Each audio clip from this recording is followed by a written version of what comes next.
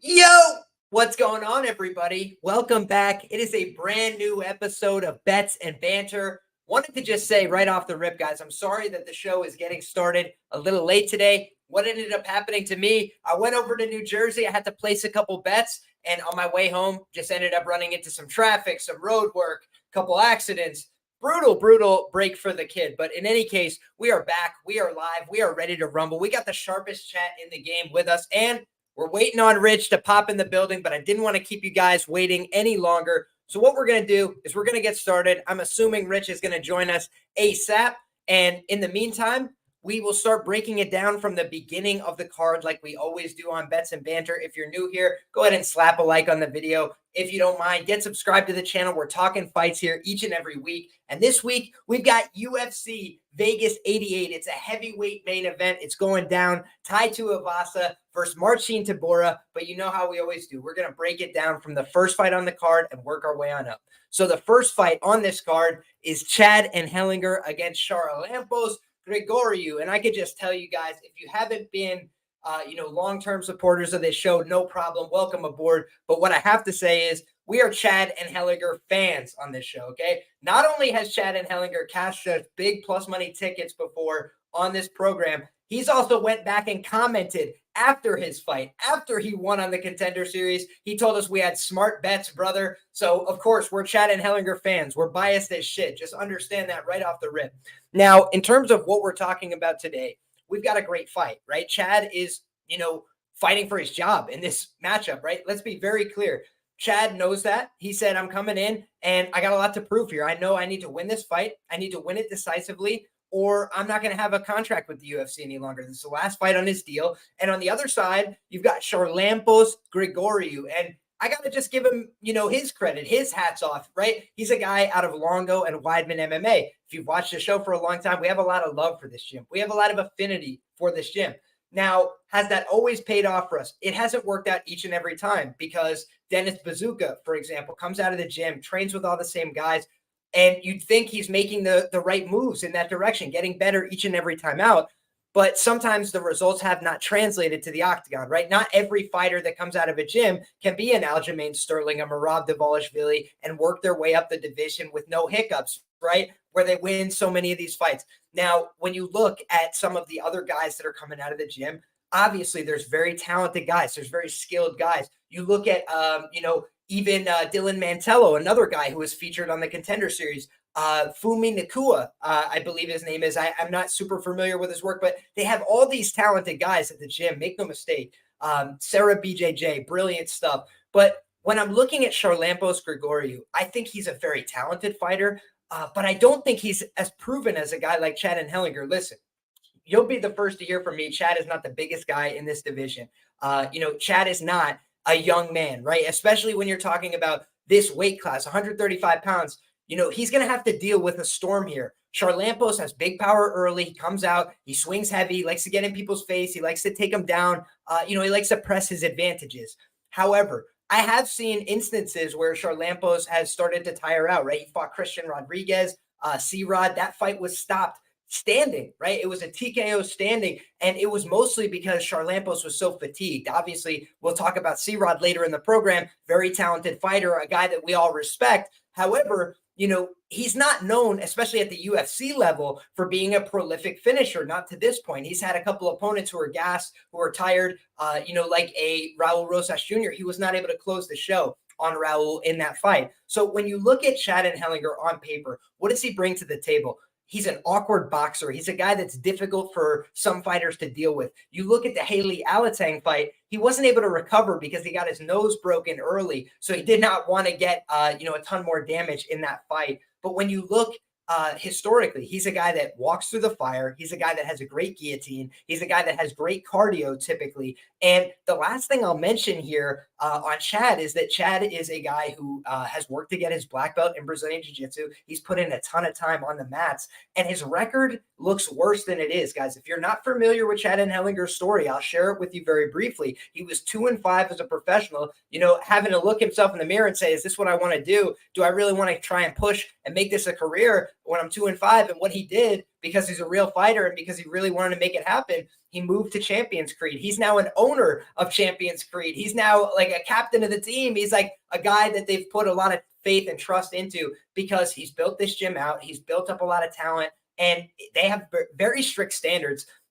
Am I saying Canadian MMA is at the top of the game? Maybe not, but among Canadian MMA, it is like TriStar and Champions Creed that have really produced high-level fighters, fighters that you know and care about, fighters that are getting wins at the UFC level. And so, Niagara Top Team, I want to give them their due as well. But honestly, guys, Chad Anheliger has made me a lot of money, right? I could come to you with full disclosure and say last time out, I lost money betting Chad Anheliger. He was a plus 175 underdog. And in that spot, he was taking on Jose Johnson, young guy, very dangerous, a lot of high-level experience for Jose. So I think that was a tough spot for Chad. He still went out there and fought hard. He still went out there and pushed the pace.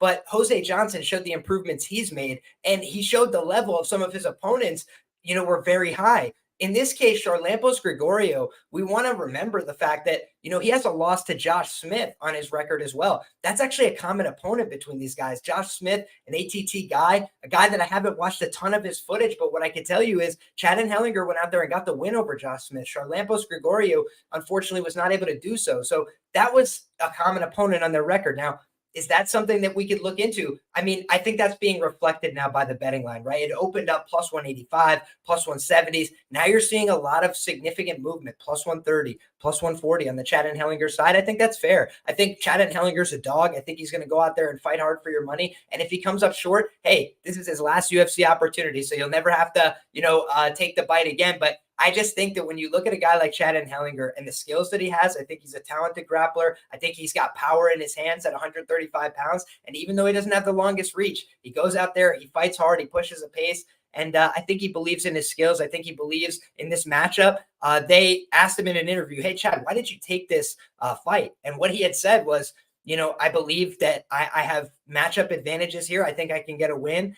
I think this guy's going to bring the kind of fight that I like to be in. And, I just believe that Chad is going to give you everything that he has on Saturday night. So for that reason, it's a dog or pass situation for me. Got a guy who was planning on making his debut against Kazama, who I think is a pretty limited grappler. And I think now he's got to deal with the boxing of Chad Anheliger, the heart, the will, and the skill of Chad Anheliger on the mat. So I think that it's going to be a great fight. I think that both of these guys have a chance to win. If Charalampos wins, all I can do is say, hey, a New York guy getting where he's trying to go, the first Cypriot in the UFC. A lot of positive things you could say about him, but I also think he hasn't really shown it against great high-level opponents, especially deep in fights. And I have seen that from Chad Anheliger, where he's beaten a Brady High-Stand, UFC-level guy, finished him late in the fight that was back and forth, that was tough. Can he find one more? I think he can. So Chad Anheliger, underdog pick. That's how we're starting the card here for UFC Vegas 88.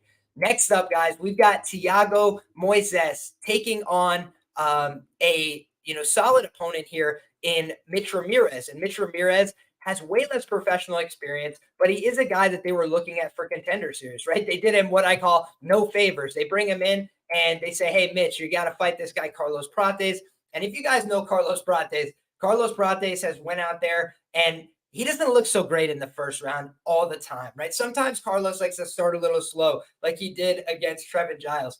But he has that off switch that he can hit on people. He's a very powerful striker. And so Mitch Ramirez was kind of dealt from the bottom of the deck. They're a very experienced opponent. He did not have nearly the experience that Prates had going into that fight. And so I think that is something that we wanted to, take note of, certainly.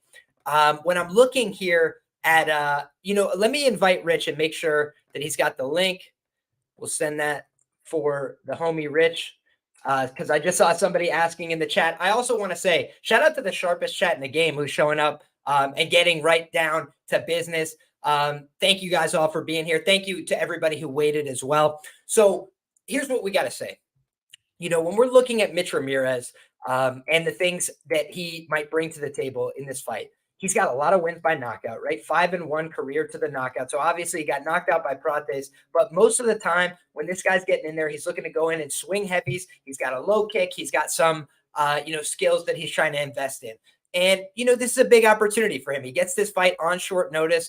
You got Thiago Moises. On the other hand, he was preparing for a fight with Brad Riddell. And I think that in both of those matchups, Thiago Moises would have wanted to exploit his biggest potential advantage, which is his world-class ground game. This is a guy who went 4 rounds with Islam Makhachev, where they were mostly wrestling and grappling, and eventually he fatigued, he got tired, he broke down in that fight. But he's a guy that's gone out there and had difficult starts to fights before. I think the best way to beat a guy like Thiago Moises is to pull a Benoit Saint Denis, right? Show up, get in his face, punch him as many times as you can, try and take him into deep water early. Try and beat him up, try and put him under pressure. Because when you see Thiago Moises lose a fight, it's typically because he gets beat up early. He's getting, pressed. He's getting damaged. He's getting broken, and he's getting overwhelmed. That's typically the way you see a guy like Thiago Moises lose a fight.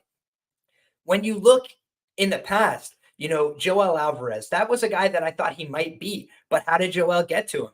Joel got to him by getting right in his face, being huge, hitting him with elbows, hitting him with knees, hitting him with big shots up the middle, and he just never let him get going in that fight and broke him down. Benoit Saint Denis did it with pressure, did it with, a relentless wrestling, grappling pace, did it by forcing him to work at a pace rate he was uncomfortable with. And I do think that, I'm not comfortable laying huge chalk prices with Thiago Moises because he was heavily favored. I think people would forget to win that fight. Now I'm drawing a blank. The Joel Alvarez fight, he was heavily favored. I want to say he was minus 225 in that spot. Obviously, he was a massive underdog when he lost to Islam Makhachev. I believe it was about a pick'em price when he fought Benoit Saint Denis, and I had Benoit Saint Denis at minus 113 in that fight. I don't know where the line ended up closing, but the Mel Costa fight, that was a great matchup. I think it was another short notice fight. He was supposed to fight Guram Kutateladze. So typically these short notice fights and the fights where he's got an overmatched opponent like a Christos Giagos, he's able to go out there and deliver. I think he's clearly got the better wins on paper, right? You talk about Alexander Hernandez. He was plus 199. I bet on him in that fight. I just thought that was a great spot and a great opportunity. I had him, like I said, against Joel Alvarez. So he's a guy that I've believed in at various points, but seeing the way he's gotten overwhelmed at times on the feet, it just means I can't play a guy like Thiago Moises at these huge chalk prices. Now, do I think the most likely outcome of this fight is that he takes this guy's back and submits him? Yes, I do. I do think he's high quality on the ground, American top team product. He's a guy that has been around for a long time, accruing high-level experience, and more often than not, when he loses a fight, Beneil Dariush, Demiris Magulov, Islam Makhachev, Joel Alvarez, Benoit Saint Denis. Where's the bad fighter on that list? He's just losing to very quality fighters, in my opinion. Then on the other side of things, on his ledger, Mel Costa, Christos Giagos, Alexander Hernandez, Bobby Green, Michael Johnson, Kurt Hollabaugh. These are all, fairly quality, if average and consistent UFC fighters. Oh, interesting note from my guy Moises. He says not ATT anymore. I think that's very interesting. He said, did you say that as well, Moises? Moises with the great information. The Fight Nerds, Moises Ninja Choke. Mitch is done round 2. Absolutely beautiful. So if he's at Fighting Nerds, what a great gym to transition to, right? I think that Thiago Moises is a very talented guy. And when we look over at the intangibles here, let's look at the topology.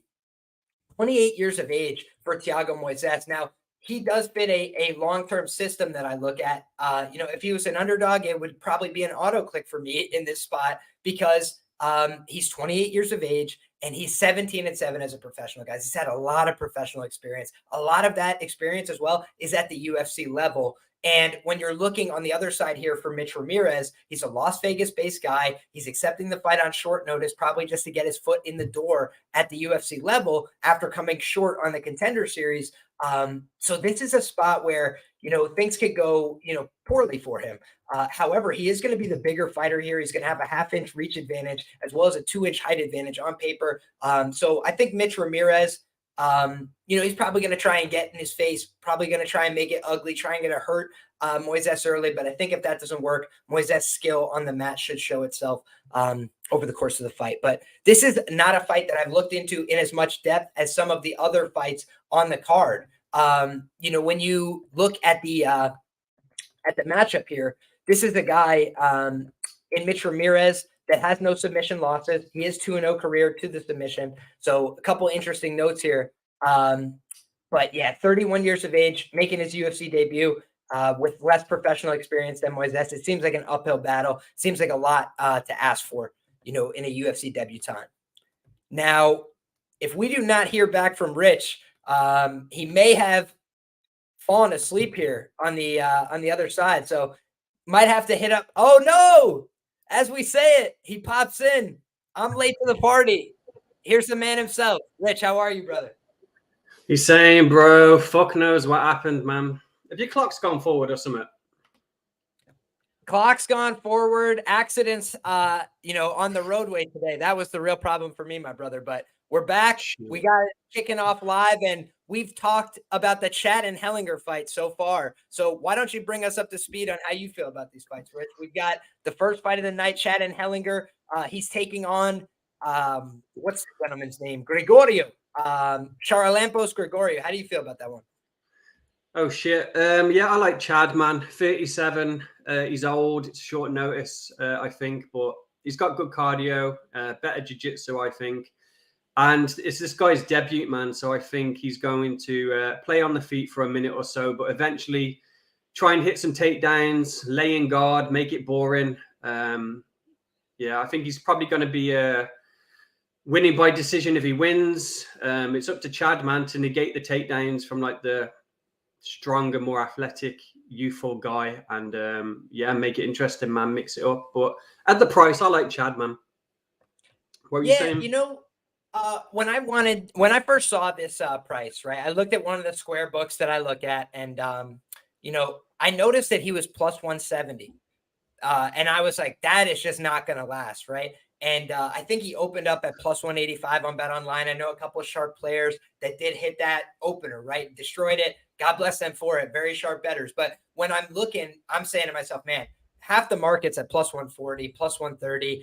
I'm seeing to myself a plus 170 on a square book. I was like, I have to take this, for a good amount. And they wouldn't let me. So I knew right away. I was like, oh, damn. They know that they have a terrible number up. They let me bet it to win 1 unit. But I wasn't going to track that. It obviously did not stick around. The next day, they're at plus 140, plus 130 themselves. So not a bet that I have tracked on this fight, but I did get early numbers on Anheliger. It gives me an opportunity to either arb off for free money, figure it out from there. They're trying to buy it back at a bad price. So like they're basically just trying to admit defeat beforehand and just give me some money to go away. So when I'm looking at this kind of fight, that's the position I like to get myself in if I can get a better early number. I still think Chad is probably the side, dog or pass, based on what we know about these two guys, right? Chad's beaten common opponents. Josh Smith, he beat that guy. You look at Charalampos, he lost to that guy. You look at the fact that Charalampos really doesn't have wins over UFC quality guys to this point. Cam Smotherman's a guy that could probably make it at some point, but admittedly he didn't make it on his Contender Series opportunity. So yeah, I think that there's a lot to be derived from that. And I agree with you about the assessment. I think Chad has better jiu-jitsu. I think he's got better cardio. And I think those are the kind of intangibles that I like to be on the side of at plus money. So don't like the fact that we're, looking at a guy who's 37 at bantamweight, but I love the motivation. He knows that this is a fight for his contract. So I think we're going to get the very best that Chad Anheliger has to offer. Last but not least here, Rich, we were talking Thiago Moises and Rich Ramirez, and we didn't even finish that one. So please go ahead. What do you think? Oh, shit. Yeah, short notice for Ramirez, 7 days notice. I think he's just happy to be here. Moises, sub 1-2, but the price is shit. Pass.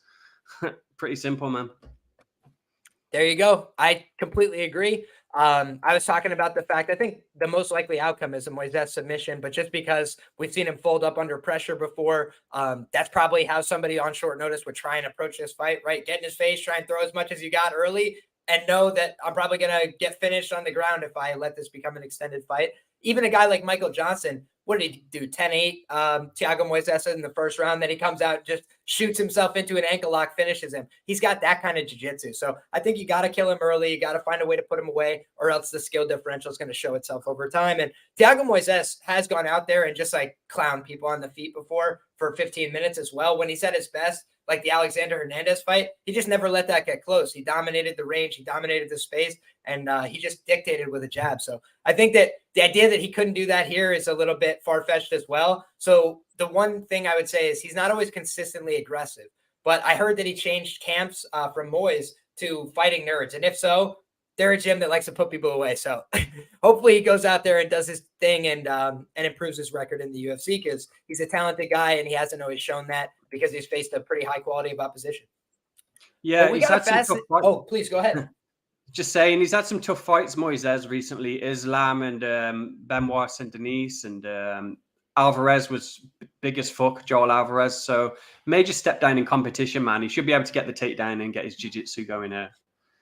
Yeah, and all those guys are like very quality grapplers as well. You know, Mitch Ramirez, a guy normally is going out there winning his fights by knockout. So I think that's the biggest difference on paper in terms of the kind of opponent. And we saw Mel Costa short notice debut, or like that kind of short notice matchmaking. That's where Moises has typically delivered in the past. But next up, my man, it's the talk of the Twitter streets, right? It's the most popular fight, on Twitter right now. And I think we could all imagine why. We got Cory McKenna taking on Jacqueline Amorim. And this is a really fascinating one because Cory McKenna is 4-0 at the UFC Apex Center. She's done a great job there. But you look at the quality of opposition, it hasn't really been there. I think she's fought mostly soft opposition. However, the same could be said for Amorim, broadly speaking. You know, Sam Hughes, tough girl, very tough, and also willing to cheat her ass off to win that fight. But the other thing to note about that fight, that was in Miami, right? That was a big spot, kind of like introducing her in front of a big crowd type of deal on a pay-per-view, and it didn't work out, right? She went out there, she had a big adrenaline rush. She went out there, tried to finish, tried to use her jiu-jitsu, almost had it a number of times, gassed herself out in the process. So is that a question? Like, I have the question myself, is that her not having good cardio, not having the cardio to go 15, or is that, a big pressure situation?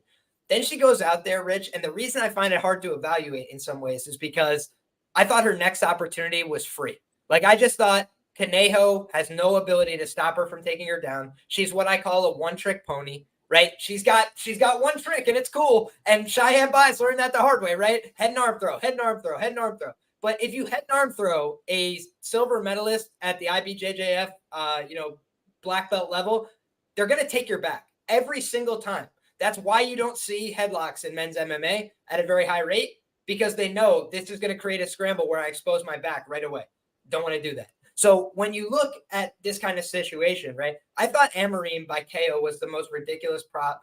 I should have bet it for so much more money. I only bet it for like $20 at the time. It was plus 1,600.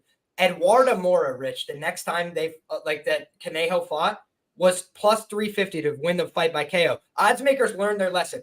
What do we know about Conejo? We know very basic things. She is tough and too tough for her own good, so she will not tap out to the submissions. She will let herself get choked halfway ragged. She'll let her arm go inside out, and then she'll just get bludgeoned into the living death. It is unbelievable, but she's done it now multiple times. Mora TKO'd her and Amorim TKO'd her. So I have to then ask myself the question, is it an impressive win for Amorim to TKO her, or is Conejo just begging to be knocked out by anybody that knows how to sit to the mount? I do think that's still an open question. Now, when you look at Amorim, though, she does have real skills. She's a specialist. She also has like a 10-inch reach advantage in this matchup because Cory McKenna has one of the shortest reaches in like MMA, period. So when you look, Chad Anheliger has a short reach as well. But I think that he had some clear on-paper advantages, right? He's just better at jiu-jitsu. He's done jiu-jitsu for a longer time. He's been on the mats. When you look at Cory McKenna, she's a lifelong martial artist. The exact same thing is true about Jacqueline Amorim, and she's a little bit bigger. When you look, I think that Cory McKenna in her interviews is saying, like, I want to grapple with her. That sounds like a horrible idea. She basically bails herself out with takedowns in every matchup. And Rich, I have only bet one time on a Cory McKenna fight. So it's like a tale of two fighters for me, right? I said pass on Amorim her first time. She was minus 225 or whatever. I'm like, she should win, but let's see it first. It's a debut. Didn't work out. So then I got her inside the distance, minus 130, and plus 1,600 to win by KO the very next time she fought, and she cashed them both. So for Amorim, she made me money. I like her. For Cory McKenna, my one memory betting on her is that I had a lot of money on her to finish Elise Reed, because Elise Reed is not very good at mixed martial arts, and that's no disrespect. But she's been taken down a number of times. She's been finished a number of times. She's been beat up on the ground. She's been beat up on the feet. And frankly, Cory McKenna had a very close and competitive fight with her that maybe could have went her way, but it didn't. They give it the other way.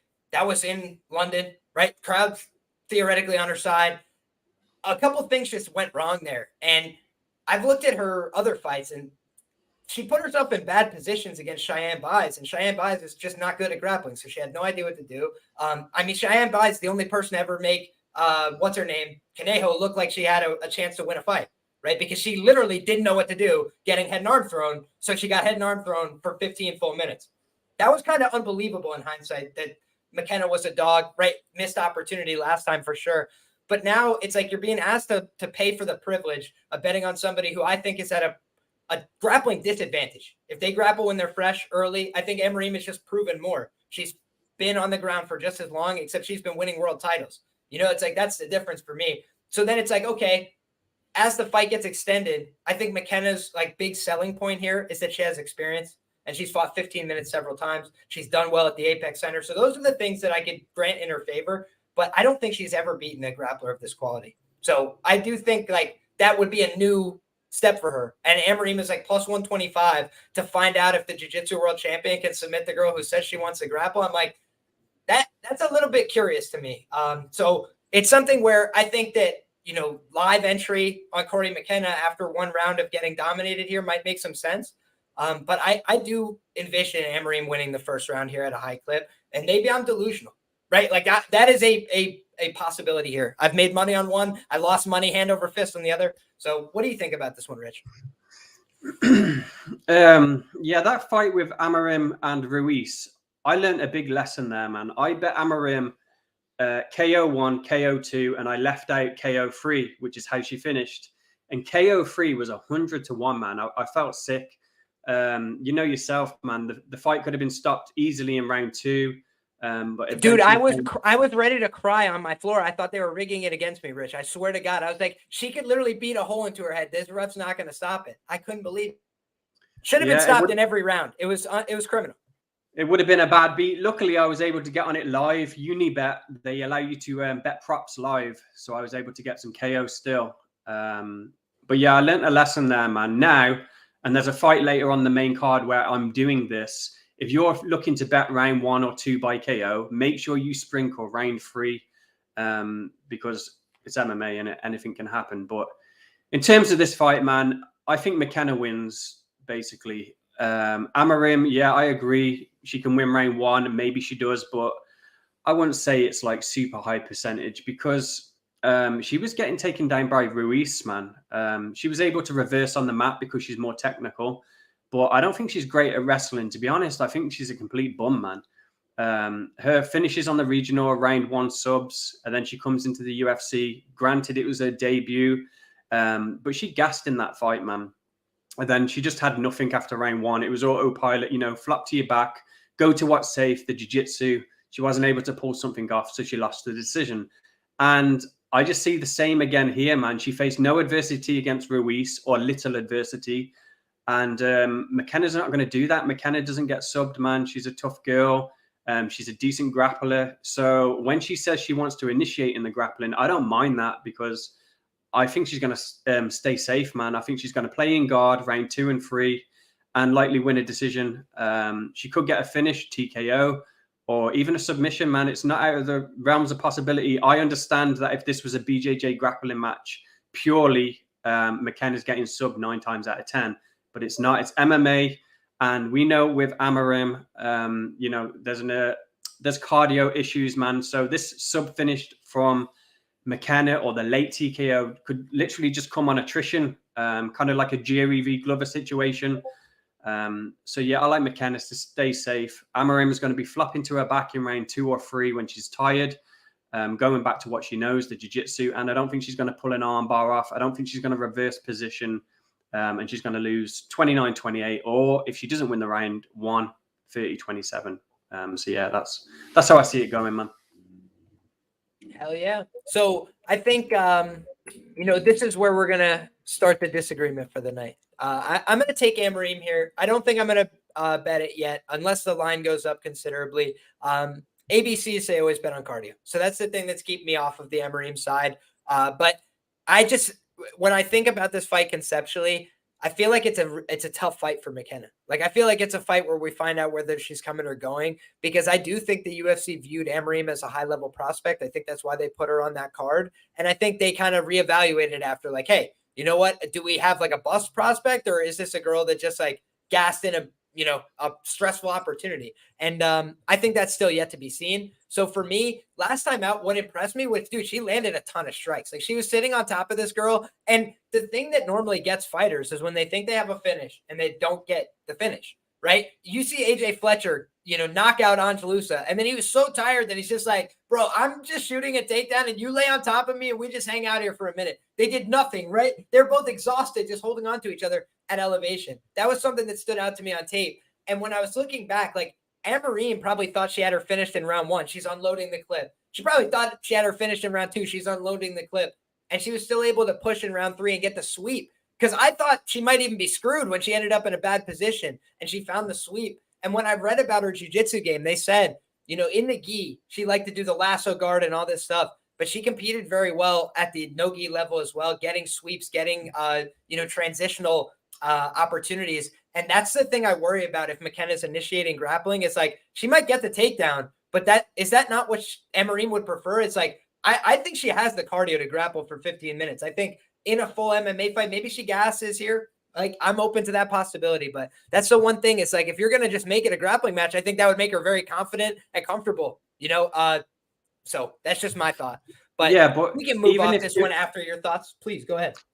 Even if you're not concerned about the cardio issues for Amorim and you think they're overstated, she has shown you that she's happy to flop to her back and pull guard. And we know that's not a good look. So if she's not going to pull off the sub for you, she's just going to lose minutes on the ground and lose the decision. Yeah, I mean, fair play. I think that's a possibility. I think the possibility for sweeps and submissions is a little bit higher than you. But I grant that McKenna's like a brown belt in the Faber system. Team alpha male guys aren't going out there making a habit of getting submitted. So I do think she works with high-level girls. That's the other thing I want to give her credit for is you look at McKenna on Instagram, she's always training. She's always with, these girls that are high level, Angela Hill, Jessica Pannie, Verna Jandaroba. You just go through the list. She trains with a lot of high-level grapplers.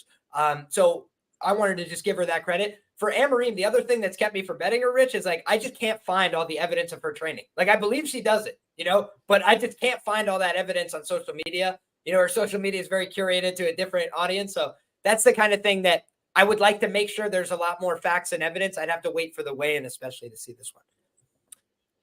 Yeah. But next up, we've got Josh Culibao taking on Danny Silva. And I think you've got way stronger thoughts than me on this one, Rich, because, guys, I'll just tell you, I'm an obsessive. When I start focusing in on some matchups, I'll know a shitload about some of them. But this is one that I kind of just put on the back burner. It wasn't one I was prioritizing. So, Rich, how do you feel about this one? Yeah, I like this match, man. It's I was chatting to someone today about the fights, man, and how it's important to visualize how you think it's going to go and how it's going to play out, because obviously that can help you in finding a bet, or especially a prop bet. And when I see this Danny Silva guy, man, he's just got no chill. Like, he doesn't know how to pace himself. He's a pressure fighter, which obviously makes for a finish in the small cage the majority of the time. And then when you've got an opponent like Culibao, who's game and ready to throw down on the other side, I just think it makes for fireworks, man. So I like violence in this fight. I think Danny's going to be strong in round 1 from what I've seen. I think his problem is not specifically he has cardio issues, but after round 1, once all that freshness is worn off, he kind of goes into autopilot mode. He's very hittable on the feet. He kind of just walking forward a little bit like a zombie. His volume, he fights in bursts rather than, being calculated and like methodical with his striking. And I think that can be dangerous against someone who's more athletic, has a wrestling base, because then they can just change levels on him. But with Culibao, I don't see that, man. So I do like the dog shot on Danny, but specifically, I like violence a lot. Fight doesn't go at plus money. And yeah, some notes from Culibao, looking at his record in that. He's fought in the US once. That was against Nurembeki. But all these other fights, man, they've been in Dubai, Singapore, Australia. So yeah, that Nuremberg fight was close, man. And I just see him as like this podgy little fucker, Culibao. I think he's an overachiever. I think he's susceptible to the body, but he just hasn't fought the guys to put it on him yet. Meerschaert came in super unprepared, in my opinion, and was doing work until he slipped up and got subbed. Turner dropped him with a body kick to the body, which obviously you can't give him hate for. Turner's a big fucker, but I see it, man. And Danny rips to the body. He's got a nice liver shot, which he rinses and repeats quite often.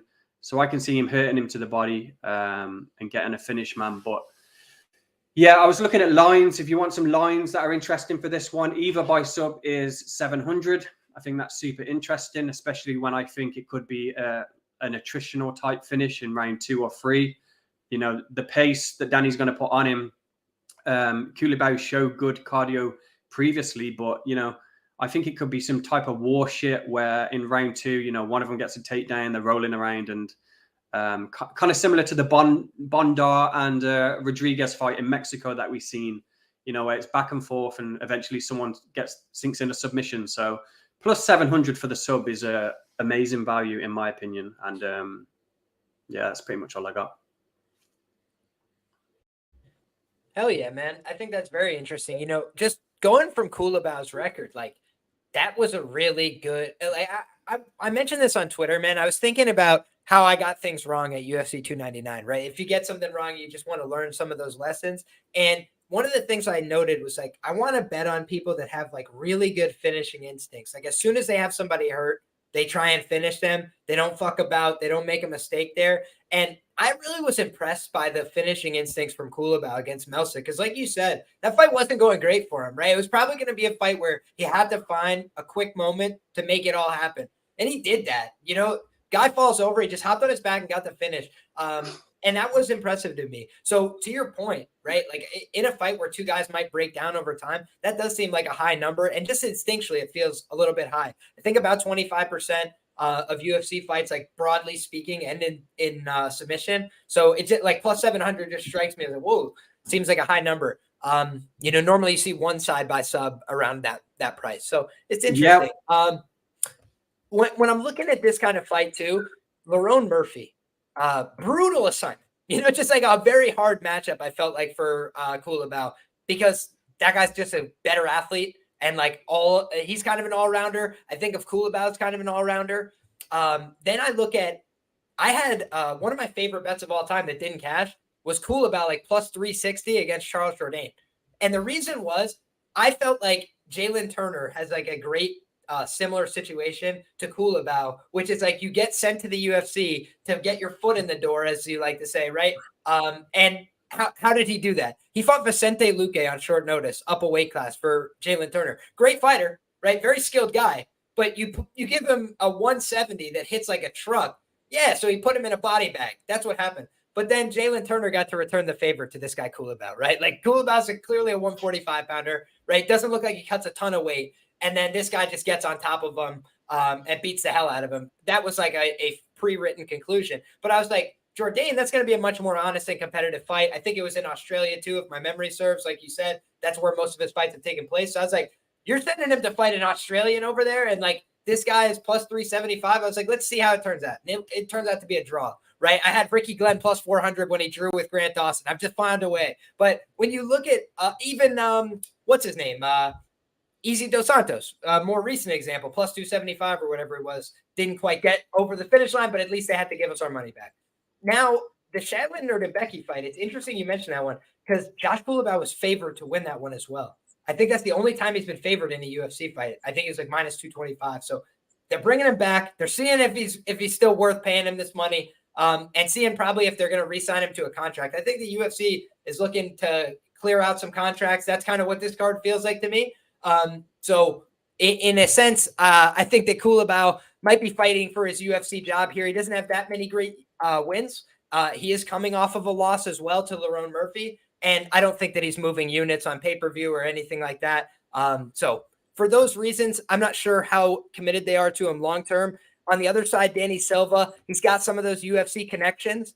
And I think that could be important. So that's all I have to offer on this fight. I have to do a little bit more research myself before I would consider betting it. But the next fight up, my man, is Osbourne taking on Jafel Filho at 125 pounds here. And I'm happy to start us off with this one. This is a fight where it's interesting, right? It kind of parallels in some ways some of the things that I noticed earlier on the card, where you've got, a promising Brazilian, Jafel Filho, promising Brazilian, Jacqueline Amorim, 1-1 in the UFC. Doesn't have the greatest record on paper, but you look at how it happened. And in the case of Jafel Filho, he's 1-1 in the UFC. He was almost finished in both fights. He was finished in one of those fights. He was on the verge of being finished by Daniel Barres, but he was tough, right? And he found a way to rally in that fight. I bet Daniel Barres. I thought that Daniel Barres, not big. I had like a half a unit bet at plus 105. I was like, I think Daniel Barres can go out there and swing with this guy and make it crazy. He's put on like 4 finishes in a row. Like the guy just starts hot. And I was like, that's probably how you get to Jafel Filho. If you're Daniel Barres, try and hit him hard, try and hit him early before you gas out and get into any kind of grappling situation. And he kind of did that Charles Oliveira move, right? Like he gets into the body and he was like, oh, that hurts so bad. And he had some swelling on his eye. He just laid back. He's like, come on down, buddy. And, most of the people didn't want to, press it, right? They're like, I don't want to get down on the ground with this guy. So Barres is like, get up. And he's like giving him time. And in that instance, I felt like we saw from Jafel Filho a little bit of craftiness, a little bit of savviness. I think that on the feet, he's dangerous. I actually think he's got some tools that bother O'Day historically. O'Day gets hit with left hooks in almost all of his fights. CJ Vergara was having a lot of success with that punch down the stretch, and then he was starting to take him down as well. So I look at Osbourne, and he's done extremely well in Las Vegas, right? I think he's 4-1 in Las Vegas, 4-0 at the Apex Center. So he's done a lot right? He moved his life out there. He moved his camp out there. But I remember him saying before the last fight, I got my cardio in check. I got everything right, with my preparation. And then he gassed out in the second round and got finished by Asu Amabayev. But the other thing about that is Asu Amabayev just went out there against CJ Vergara, right? Common opponent. He didn't finish CJ, right? He put him in a bunch of bad situations, put him in a lot of the same grappling positions, but he didn't gas him out and he didn't finish him. Interesting note.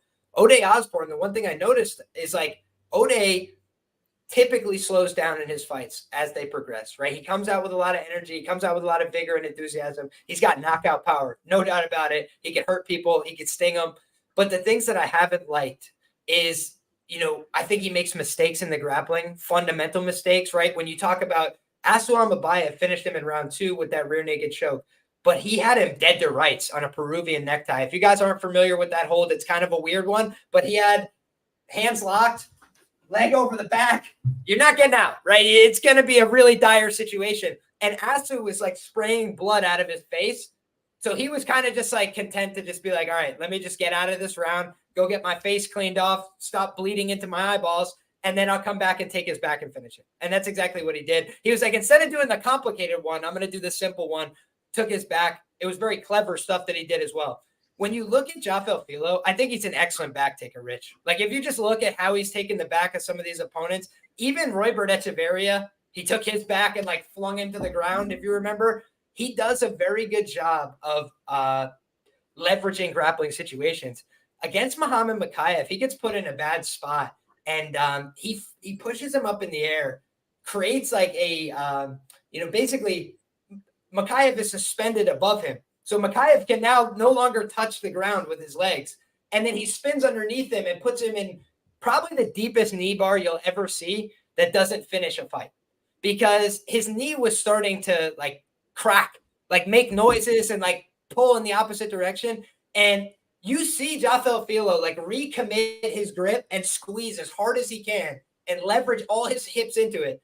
And that's exhausting. I can just tell you guys, anything that you try and finish with all your might, your muscles are exhausted, your lungs are blown out. And Muhammad Mokaev said, fuck my knee. I'd rather it explode than you beat me, because that man is a savage. And this is the thing I said before he fought Alex Perez. I was like, whether or not you like this kid, like if you don't respect the dog in him, pick a different sport, because he is literally willing to let his shit break to win. Most guys, they're not willing to do that. Fact. They will just be like, bro, get me out of here. It hurt. Please stop. That's the typical reaction. This guy's like, snap my shit. I don't care. So he snapped his shit, and then he took his back and finished him. God bless him for it. That was just a hell of a performance. But 9 out of 10 UFC fighters tap to that knee bar. That is my true and sincere belief. So when I look at the record of Ode Osbourne, he has been knee barred before. He has been finished with this exact maneuver. Rich, I watched the fight. He drops the guy. He goes to follow up on the ground, and the guy just rolls him into a knee bar instantly and finishes him. And I was like, I think there's too many ways that this could go wrong for Ode Osbourne. So I think Ode by KO is a fine play. I think Ode by decision. If you think that, Vegas lives forever, this guy's just going to keep finding a way to do it. No problem. But for me, I feel like more often than not, this is one of these two guys killing each other in the first 2 rounds. I think more often than not, it's Jafel Filho, whether that's with the left hook or it's with this potent grappling game. I think he's going to finish Ode Osbourne. But I think this fight is very likely to end in those first 2 rounds, honestly. When you look at the way these two guys match up, both these guys typically finish fights or get finished in their fights. That's the way it's gone for them. When you look at Filho, he has been finished in round 3 on a number of occasions, but he could have been finished in round 1 in his last fight, right? It just ended up working out for him. So I ended up playing some under 2.5 here. The way that I view this fight, it's a violent fight. It's 2 guys that have a chance to finish. It's 2 guys that have a capability of getting finished in a loss as well. Give me the under 2.5 because I feel better about that chalk than Jafel Filho.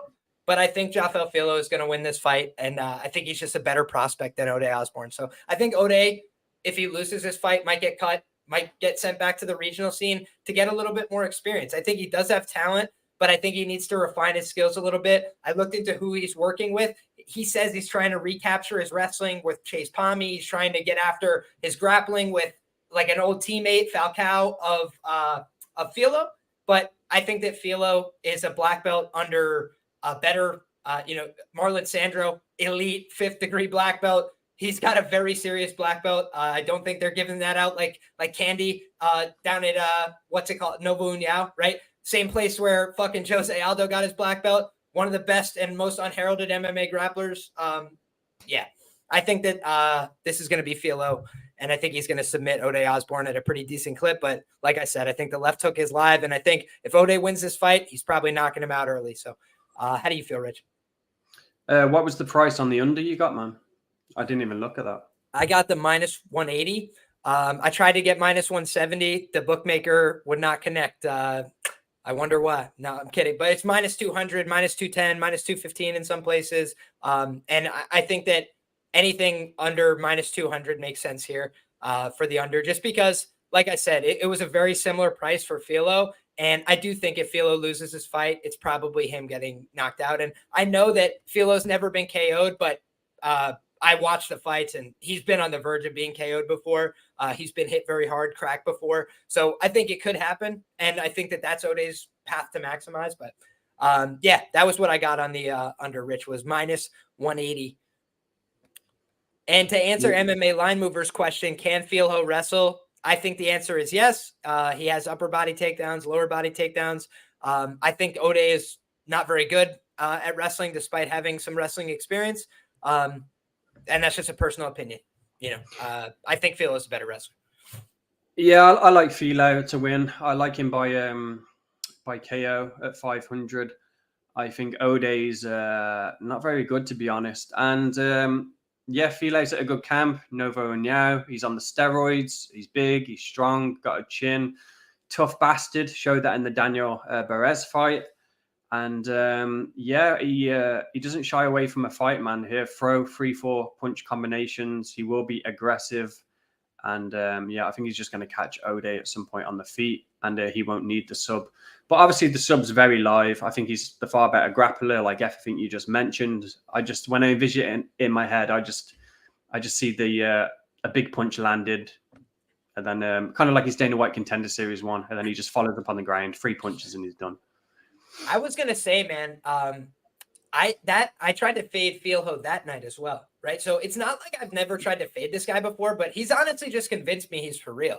The thing was, he started his career early on. He didn't fight all that often, but I think he just trained and got way better. And he's a pastor as well. Like, he has another thing that he does, but my man is out there to like spread the good word and knock the sense out of people. This guy is just a very violent guy in the cage. And outside the cage, he's like saying prayers over people and doing marriages for people and stuff. He seems like the nicest guy. But in the cage, man, he turns into a savage. And that was the point I was going to make, Rich. He's 1-0 in the Apex Center as well. And he put somebody out with a vicious, vicious knockout. Roybert Echeverria, guys, was pretty highly regarded coming into that fight. He was out of Goat Shed. They talked about him like one of the top prospects. I think he came back and won a fight since then as well.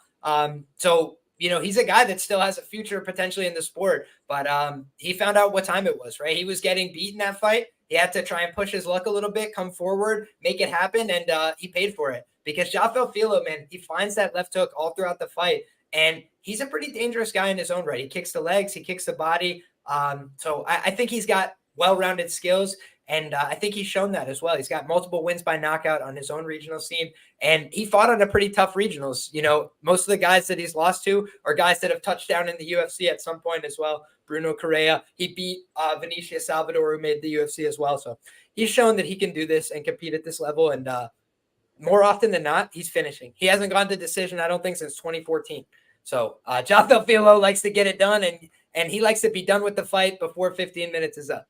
So next up, brother, we got Josianne Nunes taking on Chelsea Chandler. Why don't you start us off, Rich? Yeah, it's a 135. I see Nunes is cutting down. She's doing strength and conditioning, taking this serious. You know, just the metrics that's just always going to be a thing in her fights, isn't it? She's like got a 6-inch height disadvantage. You know, Chelsea's a big bitch, man. She's thick as well. Well, thick, fat, whatever you want to call it. But yeah, Chelsea's just way too big, man. So on paper, on visuals, when you look at this, you just say Nunes has got no chance. But it's Chelsea Chandler. I think she's got, you know, very low IQ, not just in fighting. You know, I've checked her interviews out, her Instagram. She does not seem like a bright girl at all. So to trust her to get the takedowns, to stay safe on top and not go for arm bars and get reversed and then punched out by Nunes is a big ask, in my opinion. So I'd love to play Chelsea here, but I'm not going to, simply because of the IQ reason, man. I just think she's an idiot and she's going to do dumb things and she's going to leave people frustrated and it's going to be more competitive than it should be. She's only subbed one girl and it was a 40-year-old on the regionals. You know, that fight against Norma when she was running away, that meme, and she was just running headfirst into the cage. It just goes to show, man, what I'm saying about like bad IQ, just doing stupid stuff. And yeah, Nunes might be small, but she's a fiery little whatever, man. You know, she likes to wing her punches. She doesn't shy away from the fight. She's not looking to point fight in there. She is going to, you know, try and close the distance, which I think she can do on Chandler, because you know what's funny? When I see the striking of Chandler in my breakdown to the Patreon people, I compared her striking to Eric Anders in his last fight, man, where they're literally just loading up that left cross, just looking for that to hit. They're not setting it up with anything. They're not kicking first. They're not throwing a jab. It's literally just trying to find a home for that left hand. And I just think that's a bad recipe in this one for Chandler. So I don't think she's going to have the striking advantage. I don't trust her to continuously push the takedowns because, you know, Nunes has shown very bad takedown defense. She will easily be pushed over and land on her back. But I got trust issues here, man. And I'm surprised by the line to have Nunes at like minus 150. It should be a pick'em minus 110 a piece. It isn't. So I understand the CLV boys and all that shit taking a Chandler shot and you add in the metrics, but it's not for me, man. I'm staying away. That's kind of how I see this fight. Yeah, fair play, man. You know, I did some research on this fight, Rich, and I think it's so clearly a dogger pass situation. Now, the reason I feel that way is pretty simple and straightforward. I think that it's hard to not take plus money on the bigger girl with better grappling in women's MMA. Just like as a long-term angle, that's something that I'm not saying that you have to take the bet, but I just mean for me, dogger pass is like baked into this because you have a Cesar Gracie brown belt against a girl who's a blue belt in Brazilian Jiu-Jitsu, okay? You know who else is a blue belt in Brazilian Jiu-Jitsu? The humble host of your program, ladies and gentlemen, okay? I'm not going to fight for your dollar in a UFC octagon anytime soon. And when you look, what you see from a girl like Josianne Nunes is she is very strong. She's very physical, but she is completely undersized in terms of her general metrics for this division, right? If she was at 125, she'd probably still have a smaller reach and a smaller height than a lot of these girls. So what I believe she's trying to do is leverage her speed, leverage the ability to hit girls and impact them. That's something that most women can't do, right? She can punch people and their face changes. And so that's impressive, right? If you have the name Nunes and you're in the UFC, you could just punch people and they get hurt, right? That's the way it goes. And Amanda Nunes knocks out men.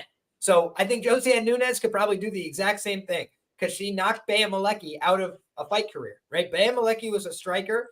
She did not have much professional MMA experience, but she got concussed so badly from Josianne Nunes that she never fought again. So I do think Josianne Nunes has clear, rare power for WMMA. Norma Dumont has power as well, right? Norma Dumont is a really tough girl to fight in the UFC. How do we know that? She's 6-2 in the promotion. Most girls can't beat her. The other thing is Chelsea Chandler, she's had a bunch of different weights throughout her career. She's 2-1 as a bantamweight. She lost her professional debut. She won 2 fights. She moved up to 145 because it's Invicta and she's just trying to get fights. So then she rattles off a couple more wins. The UFC gives her a call. She comes in for a fight at 140-pound catch weight against Julija Stoliarenko, who's been bouncing back from 125, 135, 140. She's been all over the place. And she went out there and absolutely dominated her. And Stoliarenko is, a solid enough grappler. Normally she's good in the first round. She got beat up there in the first round. So, okay, like interesting stuff. Then she goes out there against Norma Dumont in her next fight. It's like a title eliminator. She's 5-1 as a professional. It's just tough to ask, right? She is 33 years of age, though. So they're like, we just got to move you along, right? We got to see what we got here. So they found out, all right, she's not on Norma Dumont's level. She's not a 145-pound contender. They told them both, either find a way at 135 or see you later. That's just the way it's going to go in the UFC now. Amanda Nunes is the only thing that drove that division forward. So now you look at, okay, Chelsea Chandler, a girl that I thought last time out, realized she posted that picture of herself running away and said, it was at that point I knew I fucked up. And yeah, she was fighting a big girl up at 145, and she was like, man, I can't impact her with my punches. She's hurting me really bad, and I can't take her down because it's Big Norm. She's got hips. She's thick. She's hard to take down. So it's like, all right, that's just going to be a tough matchup for her. And people at the time thought she was going to lose based on the topology and things like that, and she lost. I mean, fair play. Now she's going to go out there against Nunes, and I do think Nunes, has the real skills that we talked about and the power that is rare. But let's just talk about who she's beating, Rich. I mean, Bea Malecki is 2-1 as an MMA professional. Zara Farron will end her career that she ended at like 40 years of age or whatever at 6-6 as a professional MMA fighter. She's not very good. She's a 500 fighter. She never won fights in the UFC that mattered. Okay. Then you look at Ramona Pascal. At the time, I think she was 6-3. Now she's 6-5. It hasn't worked out. I'm sorry. But Ramona Pascal was taking her down in every round. Like Ramona Pascal, if she could have passed the guard and done anything, wins the fight. But the problem is, Rich, she had no idea what to do on top. So she would get on top and just hang out in guard like, please stop punching my face. And that was it. And I think that for Chelsea Chandler, because she's a brown belt and because she actually has a top game, she's going to get to the ground. She's going to pass this girl's guard, which is suspect. By the way, Ramona Pascal did at one point pass her guard. But then she just let her go because she doesn't know what to do. I think in this spot, if we see Chelsea passing her guard, she's going to pass and then get to the mount and then beat the shit out of her. Because the other thing is, like, this is not a girl, like to your point, Rich, this is not a jiu-jitsu girl, okay? Jacqueline Amorim last time realized, okay, I got to punch, right? I'm sitting on top. I have to punch. Chelsea Chandler does not need to be told that. She just went out there and mugged Julija Stoliarenko for her money like it was a Stockton street corner. And is that not what she could do to this girl? Like, just a bigger girl who gets on top, actually knows how to get the mount and punches her. I think that's very plausible. So for me, it's a clear dog or pass situation. Like if I was to take any angles on this fight, it would be things like ends by KO or not to go the distance or Chandler on the money line. Honestly, that's the way I feel. So we can move along past this fight. We've got Mike Davis, Beast Boy, taking on Natan Levy. And this is a fight that I don't feel super strongly about. I'll pass this one over to Rich pretty quickly, but what I will just say off the rip is I listened to Mike Davis's interview. I will never bet on Mike Davis again unless he's a massive underdog. He has a lot of skills. He has a lot of talent. He is a very scary guy. I'll tell you, I would not want to step across the octagon from him. He'd probably knock my head off my shoulders. The Thomas Gifford fight is one of the most brutal MMA fights you will ever see. But the truth is, I just can't bet on a guy who's telling me, basically, if I could be a streamer and a coach, that's what I would do instead of fighting in the cage for money. Like he basically has said, like, yeah, I have to do this so I don't get a 9 to 5. Fighting's not my passion. It's just something I do. I'm like, red flag. Like, that's what's going off, blaring in my mind. Yes, he's athletic as hell. Yes, he's got real skills in every position. But I also bet him plus 1050 to submit Slava Borshev, who has no ground game relative to Mike. And he didn't do it. So I'm like, okay, Mike, it's a prove-it spot for me. He's telling me I had a massive reconstruction on my shoulder where they were taking bone spurs out of my joints and whatever. That sounds terrible, brother. I'll tell you. I've had just minor shoulder injuries. They can be debilitating. So to say I had to sit out so long and I don't really care about fighting and this isn't my 9 to 5 and fighters go in there injured so they can get accident insurance, all things he said in his most recent interview, fuck no, I can't bet you. So he's probably going to win. He should win. He's got athletic upside. But Natan Levy has not been a pushover.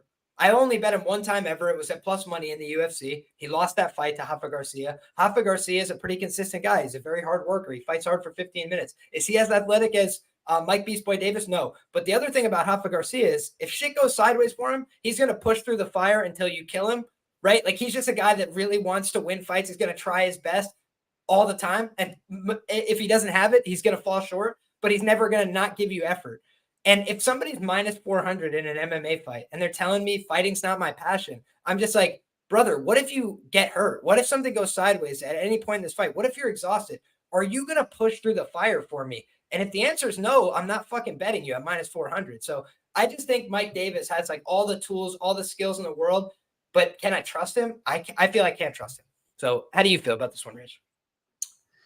Yeah, well, I never really bet anybody over minus 200, and I even rarely do that. So I won't be betting on Davis. I'm not going to be one of these losers fucking parlaying in with Macy Chiasson and some shit like that to get plus 100 either. That's not my style. But I am betting on this fight, and I'm betting on Davis by submission. I'm betting on Davis by submission 2-3. I don't feel the same way as you in terms of these red flags for the reasons you mentioned. I wasn't able to mention it because I missed the beginning of the show, but I had loads of people in my DMs telling me,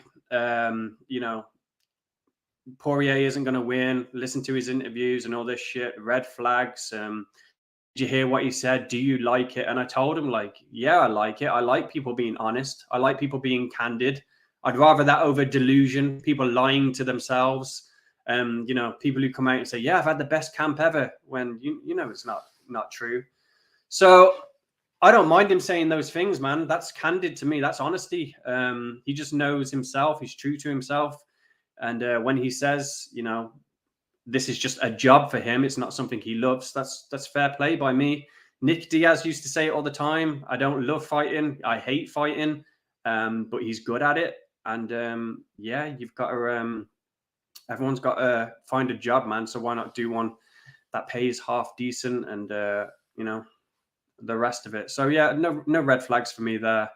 In terms of this fight, I think Levy's a fucking bitch, man. I bet Rafa Garcia against him. I max bet him in that situation. I've been waiting as well for this situation for somebody who Levy can't just lay in the guard and burn down the clock with, because that's what I think he is. I think karate's a shit base for MMA. This isn't fucking Machida here. This is Levy, who likes to throw his kicks, likes to avoid the fight, in my opinion. He's fought lesser competition. Even when he did, and he fought Mike Breeden, he fucked up. And if Breeden had been, a little bit smarter and put the pace on him in round 3, he would have got him out of there. And I think when the going gets tough, which is ironic because of what you said, to start this one off, when the going gets tough, Levy's the type of person to fucking get going. But in the fights he's had, he's been able to use his athleticism, lay in guard, take people down, and win minutes and ultimately win the fight.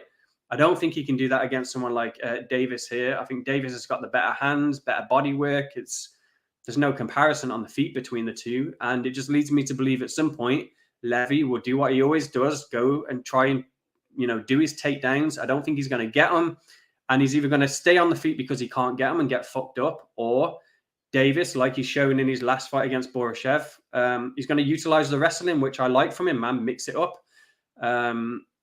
So yeah, I like the submission. I like the numbers. I think it's probably round 2 or 3. Once they've bounced around in round 1 for a little bit, both been off for a year and a half, so they show a little bit of rust. Need to get back in the swing of things, and then come round 2. I think it's all Davis. I think he then covers his price tag, and hopefully fucks this guy up, man, because I think he needs it. I hate these weasels who come in, and in my opinion, quote unquote, they're not real fighters.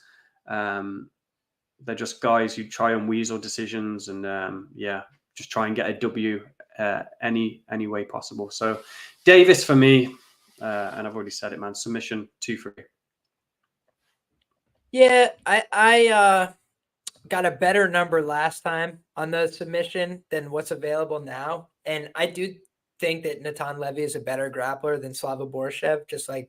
But by and large, broadly speaking, I think that's true. I think your points are valid. And one thing I always mention is the better grappler doesn't always win, right? And sometimes you have to just look at physical intangibles. Mike is strong as shit, right? He trains with Fusion Excel. Those are all elite grapplers. So when you look I don't think that Mike, and actually he used to train at Fusion Excel. Now, where does he train? Somewhere in Colorado, I think.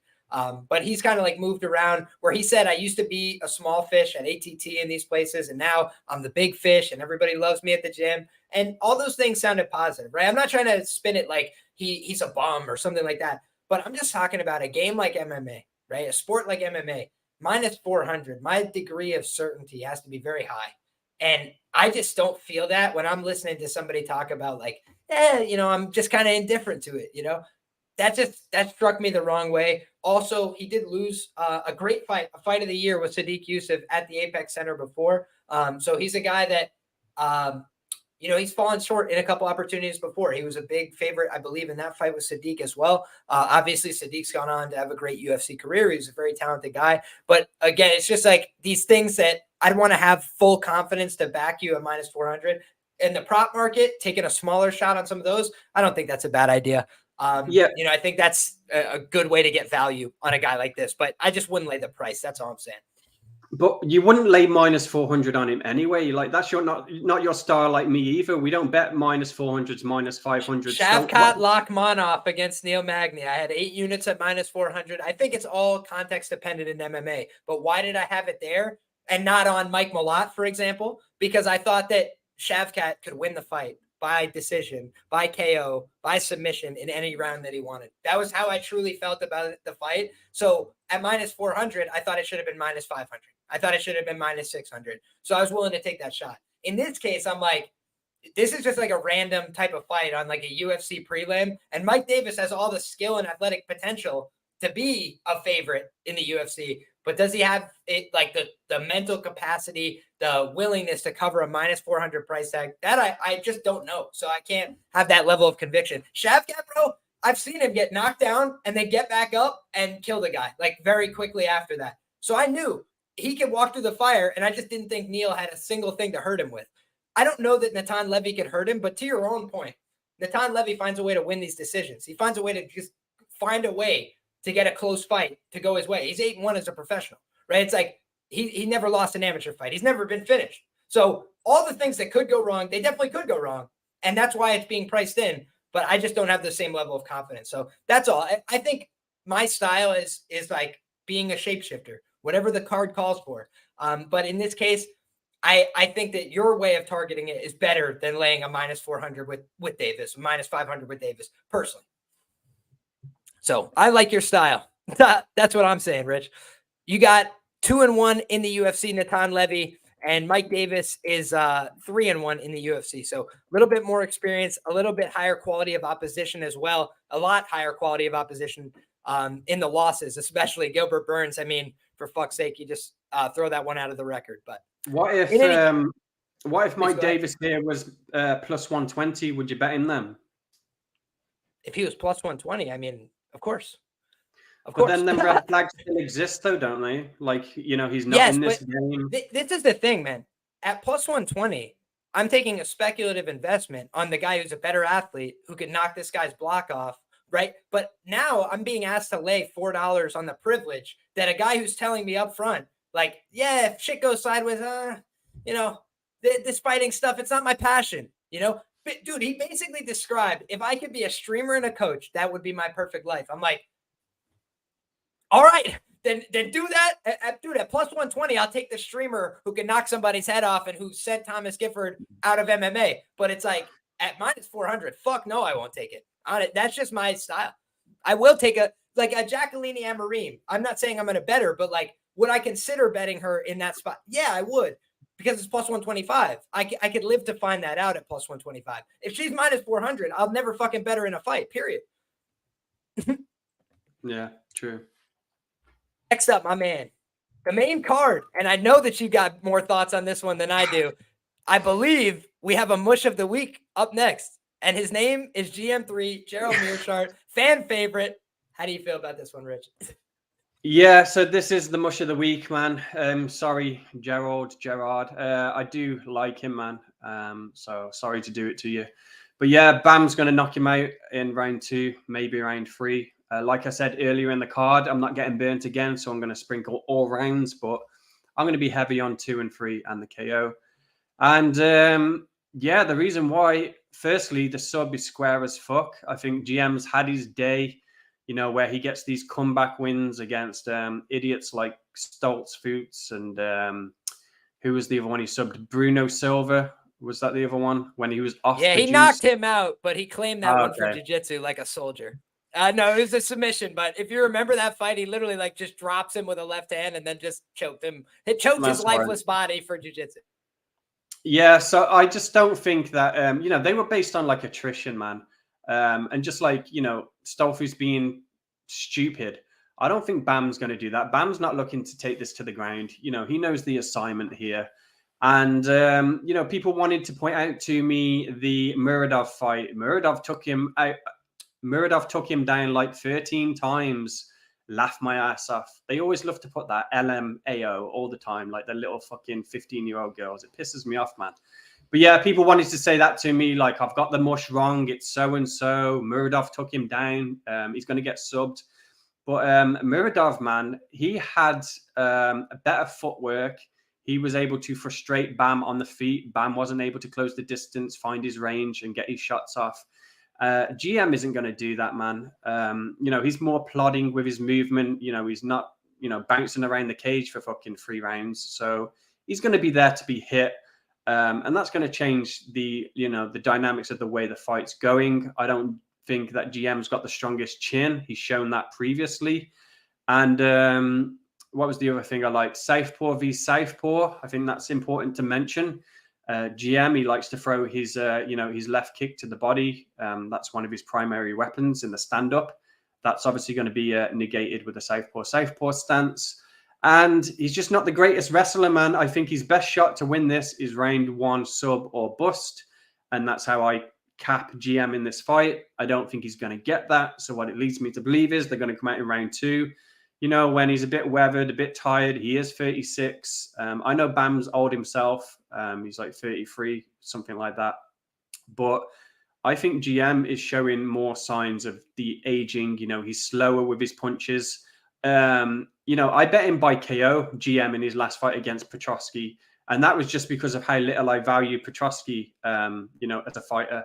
And I finally got my comeback on that when Michel KO'd him. But yeah, my point is, GM, he's a bit slow with his punches, a bit predictable. So on the feet, I think Bam is the side there.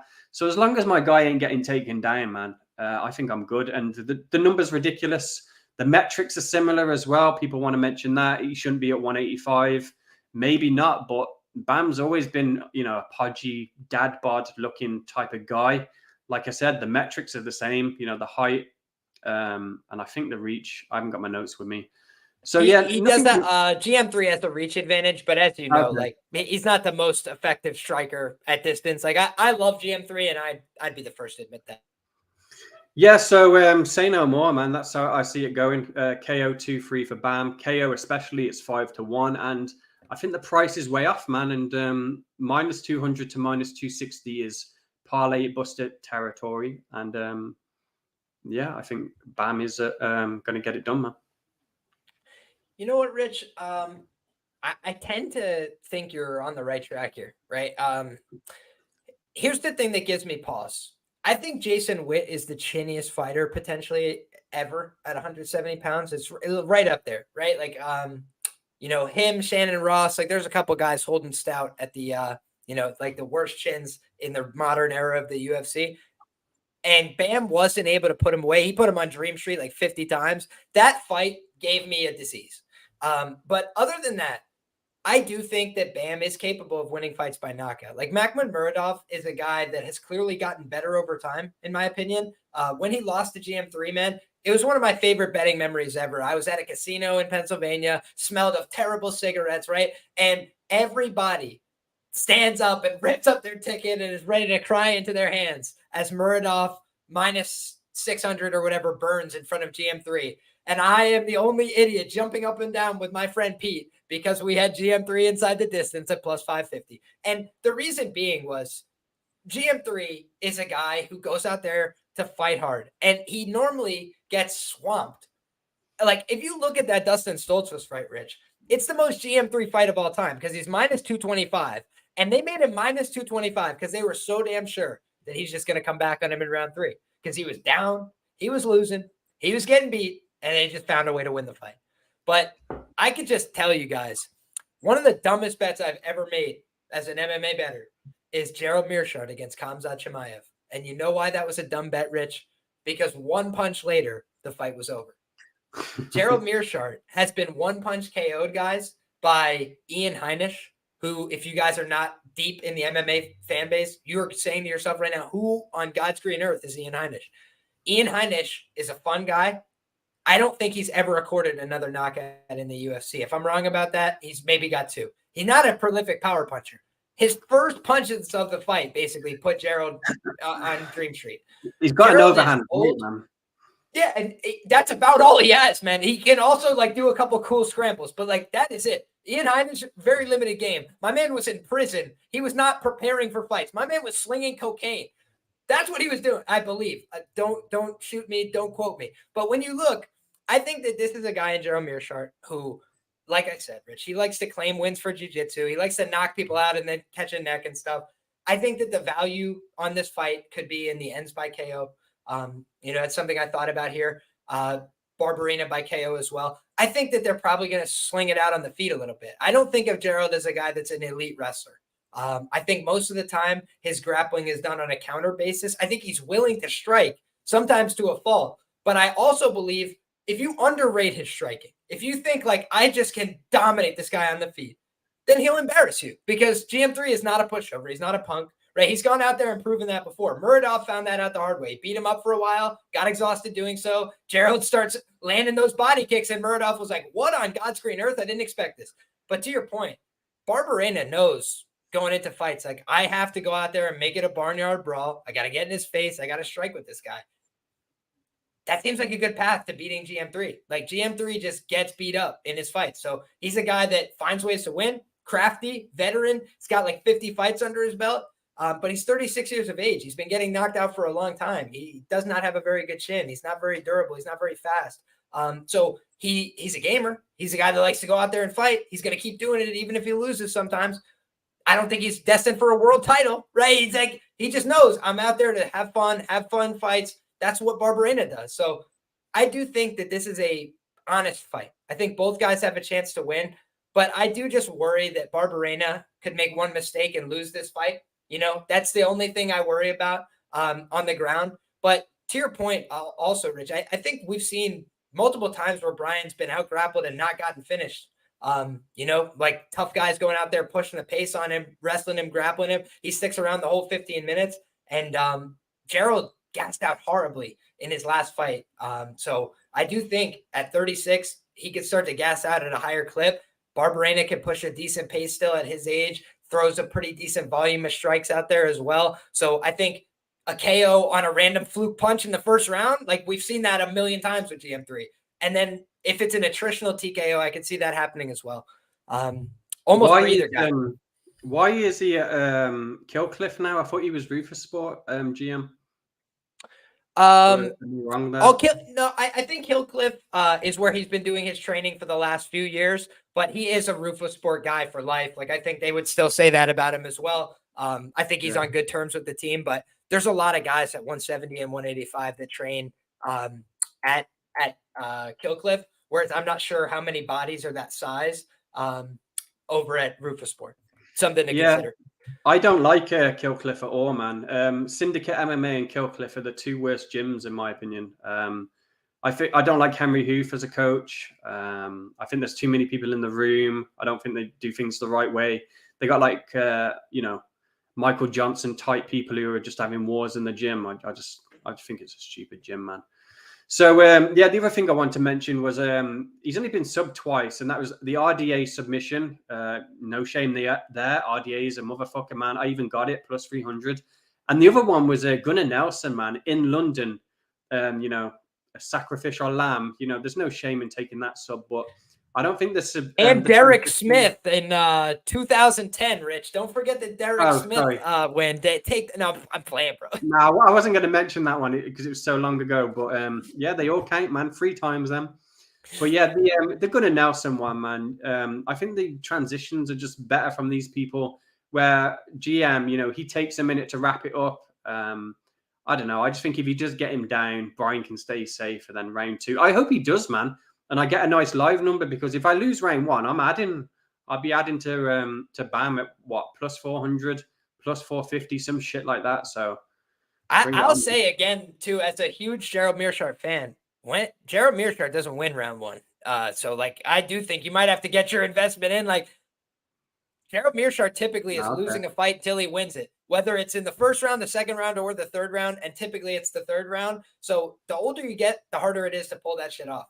And the other thing I'll leave you guys with on this matchup from my perspective is the later it gets in a fight, typically speaking, again, the harder it is to win by submission, no matter who you are. Just like if you look at the general data on the UFC, it's not always the case, but just because of sweat, like just normal factors, unless you have a huge cardio advantage and the other person's fatigued, submitting them becomes difficult if you guys are at like equal cardio. So just something to keep in the back of our minds.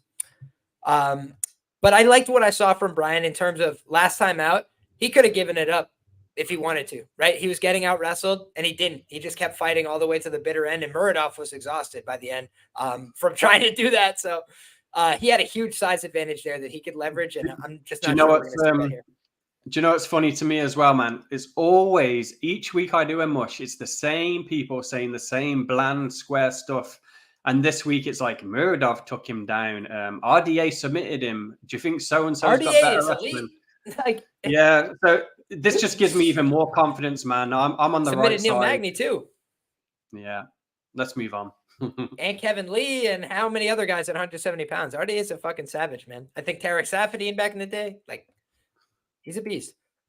Next up, my man, a fight that I truly have less than a minute of commentary on. I would not like to bet this fight. I once was counting my chickens before they hatched with Macy Chiasson. I'm like, man, this is the easiest money ever. Irene Aldana is a fraud. And then Irene Aldana kicks her in the body and finishes her, gets a title shot, and honey dicks me into betting her there. So I think that when you look at these women, I can't trust either of these women. But I think that this fight is probably likely to end inside the distance because I think that they're both a little bit fugazi. But that's just the way I feel. How do you feel, Rich? Yeah, let's make this quick and move on. They're friends. Rematches don't go the same way. I like a decision. I like it to be Chiasson, just based on how I've got the card panned out. Yeah, we'll leave it there, man. Chiasson by decision for me. There you go. So that's enough for me to not bet the fight not to go the distance and move on. Next up, man, this is another one. If you're talking about the ones that are dividing the Twitter streets, you got to find out which side of the road you're on here, right? And this is Christian C-Rod Rodriguez. I'll give you guys my little interesting color before I kick it to Rich. He fought Charalampos Grigoriou, another guy on this card, right? He finished Charalampos in the third round, standing TKO. Charalampos was just exhausted, kind of like hands up in the air, getting hit with clean shots. The referee was like, I've seen enough of this. Let's just call it. Then you look at, the Christian Rodriguez. The other color that I have for this is Christian Rodriguez missed weight 2 fights in a row. And his weight was going up over time, right? So like he missed weight and it was close. Then he missed weight and it was a big miss. And he killed 2 prospects, right? You look, Raul Rosas Jr. went out there, had him in some really dangerous positions in the early going, but Raul's looking for the submission. He gasses out in the first round.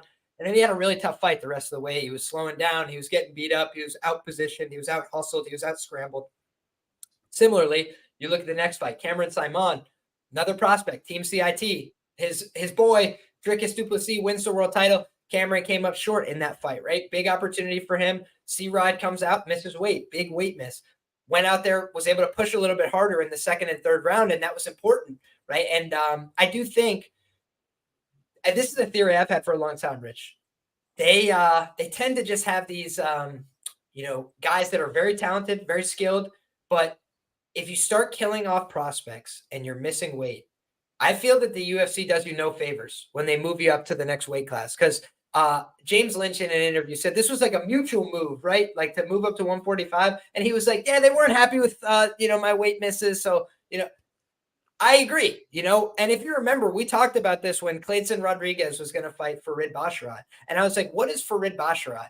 Really difficult guy that most guys have never heard of, right? Most UFC fans don't know who Farid Basharat is, right? In fact, if they know any Basharat, it's Javid, who got beat by my boy. But in any case, you look at Farid, and I said, he's the real deal, man. He can really grapple. He went out there and just treated Damon Blackshear accordingly. Damon's a black belt. Damon twisted fucking Jose Johnson. He's a very serious grappler in his own right. And he got dogged in that fight. He got taken down. He got out-wrestled. I was like, holy shit, Farid Basharat's for real. Clayton Rodriguez hit Shannon Ross with the flying butt and knocked him out. But when you look past that, you're like, man, you miss weight. You screwed up the Tyra fight. You screwed up these things for them that it's important to them to build these prospects. They're not going to like that. And they moved him up and they had him get killed. And I think that in this spot, man, this is probably what they're trying to do. Now, is it going to work?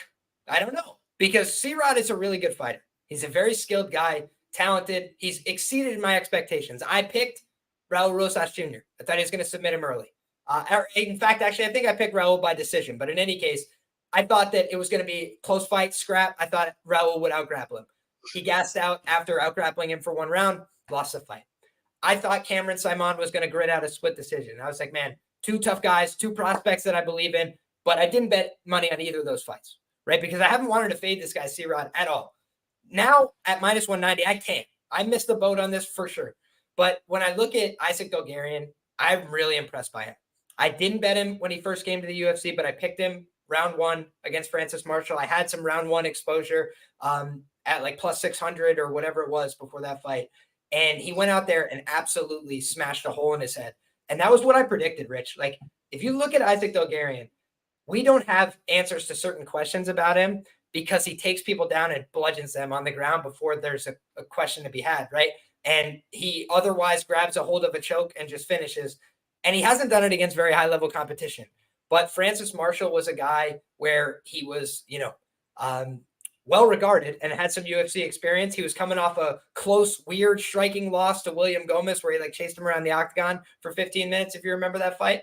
And that was just not at all what you saw there, right? Isaac let him know that you're not on my level, not close, right? And he's a BJJ purple belt out of Pellegrino MMA. He's not a guy who's like a total slouch on the ground. And the strength, the physicality was way different.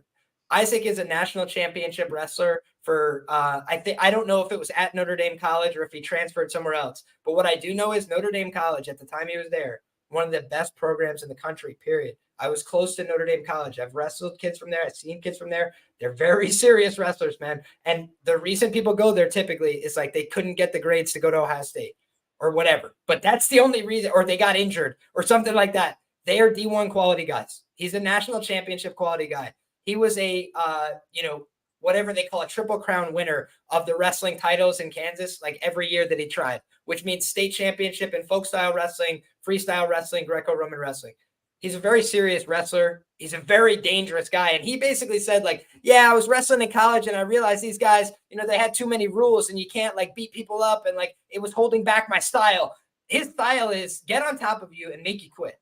And I do think that Raul Rosas Jr. had every position you'd want for those kind of activities. But what he didn't have was the lethality and the aggression, right? He was more interested in, can I choke you? Can I out grapple you? Do I have better techniques? And C-Rod had better techniques, and he was able to get to the positions and block here and this. And it was very technical. I don't think of Isaac as very technical like that. I think he's a very vicious fighter. I think he's a really dangerous guy on top of people. So I think that C-Rod is a much better live bet than I do a pre-bet. And the only reason I feel that way is I do think this is another spot where could I be wrong? Yes, I've been wrong many times. But I think Isaac is going to win this first round at a very high clip. I think he's strong. I think he's a real 145. I think he's thick, solid.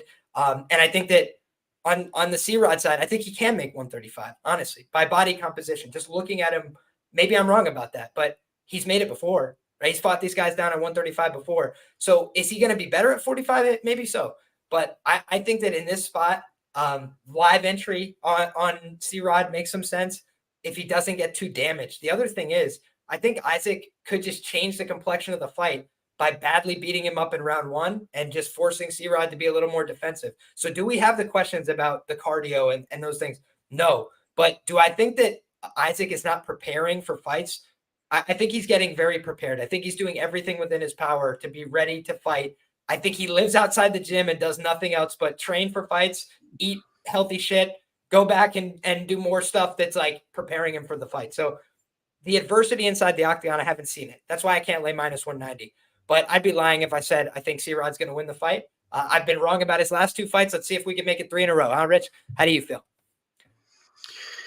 Yeah, I don't want to be sound off like I'm being mean to the people who have bet Bulgarian in this position, but I don't understand how they can, man, to be honest with you. I'll quickly brag as well. I bet 5 units in his debut against Marshall at 155 because Marshall's a fucking bum, man. It made sense in that position. And it's funny, at that time, I was in, the Get Along Gangs Discord group, with all the other cappers. And I was told, no, Bulgarian's coming back from injuries, man. It's not a smart bet. We don't know what he looks like out of round one. And, I went against the grain and I bet him. And now here I am saying those exact same things. We don't know what he looks like out of round one. He's not fighting Marshall anymore, who's a complete bum. He's fighting C-Rod, who's durable, composed, experienced, better stand-up, in my opinion, based on the tape that I've seen. And now people want to lay minus 170 or whatever the line is currently. If GM wasn't much of the week, I'd make it Bulgarian just because of the line, the amount of people who are on Bulgarian, the types of people, the 4 horsemen who are on Bulgarian. So yeah, all those things matter. And I just think he's a bit mushy, man. But in terms of the fight, like I said, C-Rod, he's composed. Yeah, he's up at 145. And I agree with you 100%. He could make 135 each and every time if he wanted to. But for whatever reason, he doesn't. Like you said, his frame and whatnot, it looks like it's evilly achievable. But maybe it's just laziness. I don't know. But I don't think the size is going to be, too much here against Bulgarian. Sure, I agree as well. Bulgarian will win round one. It's probably a good live betting spot. You might get a stupid number on a C-Rod, plus 300, 400 after a round. But yeah, too many unknowns, man. He's only been out of the round one once. The guys he beat in round one on the regional circuit were bums. They were like 0-1. They literally give up the takedown. He'd get mount and he'd pound him out or get a sub. It means absolutely nothing. So if you're betting him at, this kind of fucking price, you're just assuming, you're just guessing that he's going to be the shit and, he's for real. And I don't want to lay money on something like this when, I don't know the answer, man. See, Rich, this is where, our red flags discussion comes back to, right? Which is like at minus 190, there's questions, right? We don't know. Last time he was plus money. So I picked him outright. I didn't bet him on the money line, but I had some round one. And that was the whole theory of the case, right? It's like, we know in round one, he's a savage. So plus 600, I'm like, let's find out. Now, in this case, I agree with you that this is a different situation, right? Where I'm not as confident that he's going to get the takedowns. I'm not as confident that he's going to dominate on the ground like I was against Francis. I just thought the physicality gap there was huge. But I will just say, I spoke to one, let's call him a buddy, right? That's like a pro fighter. And I've communicated with him a bunch of times before. I had asked him, because he competes at featherweight, like, do you think C-Rod is big enough for featherweight? And he said, no. Straight up, like, no ifs, ands, or buts. He was pretty damn sure that he's not big enough. So you can take that for whatever it's worth. His opinion could not be worth, much to you, and that's fine, right? And I can't tell you who it is, but it's just like, I spoke to a few people like that have no connection to him, but just are fighters themselves. And like, I asked their opinion. They compete at featherweight professionally in mixed martial arts. They thought that he was a little too small, personally. So I felt the same way. I'm glad that some other people I respected felt the same way. So that's why I'm not taking the dog shot on C-Rod. I respect his game. I bet him minus 190 against Reyes Cortez. I thought that was a great spot. And I think what I heard from him in interviews, he seems like a really likable guy. He seems like a hard worker. Duke Rufus believes in the kid. He's been working with him since he was a kid, right? I don't say kid to disparage. I mean, like, he's a young man in the game. I think he's slightly younger than I am. He's been training for a very long time. Nothing but respect for the guy. But I just think this is two tough guys, right? Two hammers. And I believe that Isaac is the guy who's a little bit better suited for featherweight personally. So I think it's a great fight. Not going to be laying the minus 190 chalk. But I think that this is a fight that Dulgarian's going to win and probably send C-Rod back to 135 pounds. And again, I'm willing to be dead wrong about it because it's just a prediction, right? I'm not putting my money behind that opinion. But I do believe Dulgarian is just a very serious prospect at 145. That's how I feel. Yeah, where you getting the him not being good at 145? They're the same height, 5'7". Like, where you getting from? He's going to be a monster, too big for him.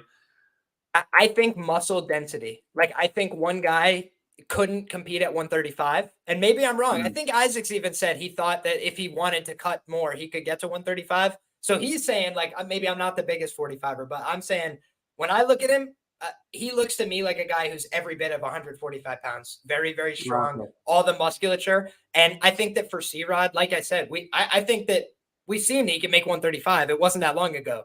But I think he even missed weight against Reyes Cortez back in the day. So maybe the cut is just too much.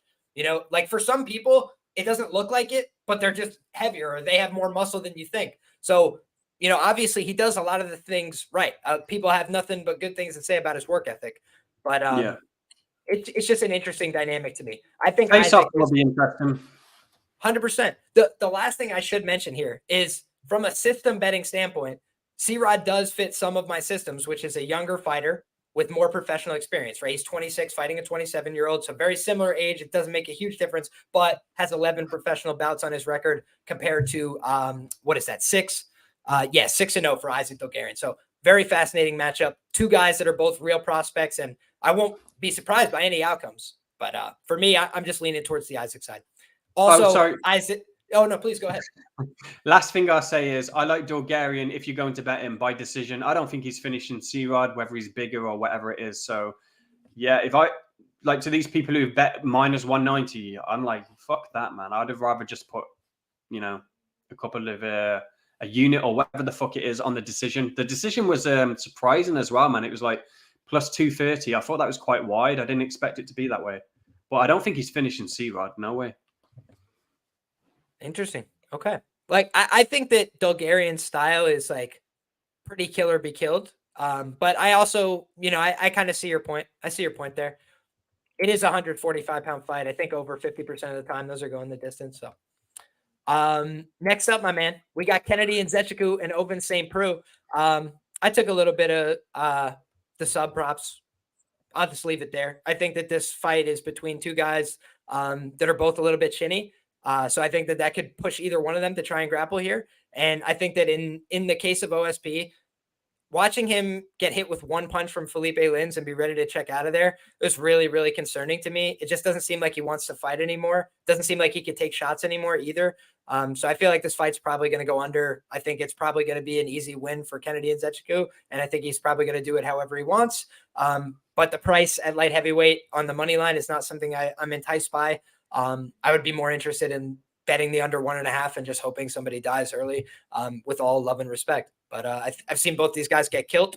The difference is I think OSP is too old, very washed. And I think that Kennedy Nzechukwu has gotten killed by like Daeun Jung with a couple big elbows, which kind of made sense. You know, Daeun Jung's a big guy, a young guy, has some power. And then Dustin Jacoby, who's like a way more class kickboxer than Kennedy. So Kennedy got caught early there. I think I picked Dustin Jacoby by KO1 in that fight. So yeah, this is a spot where I think Kennedy should win, do it however he wants, and probably submit OSP because OSP is pretty washed on the ground.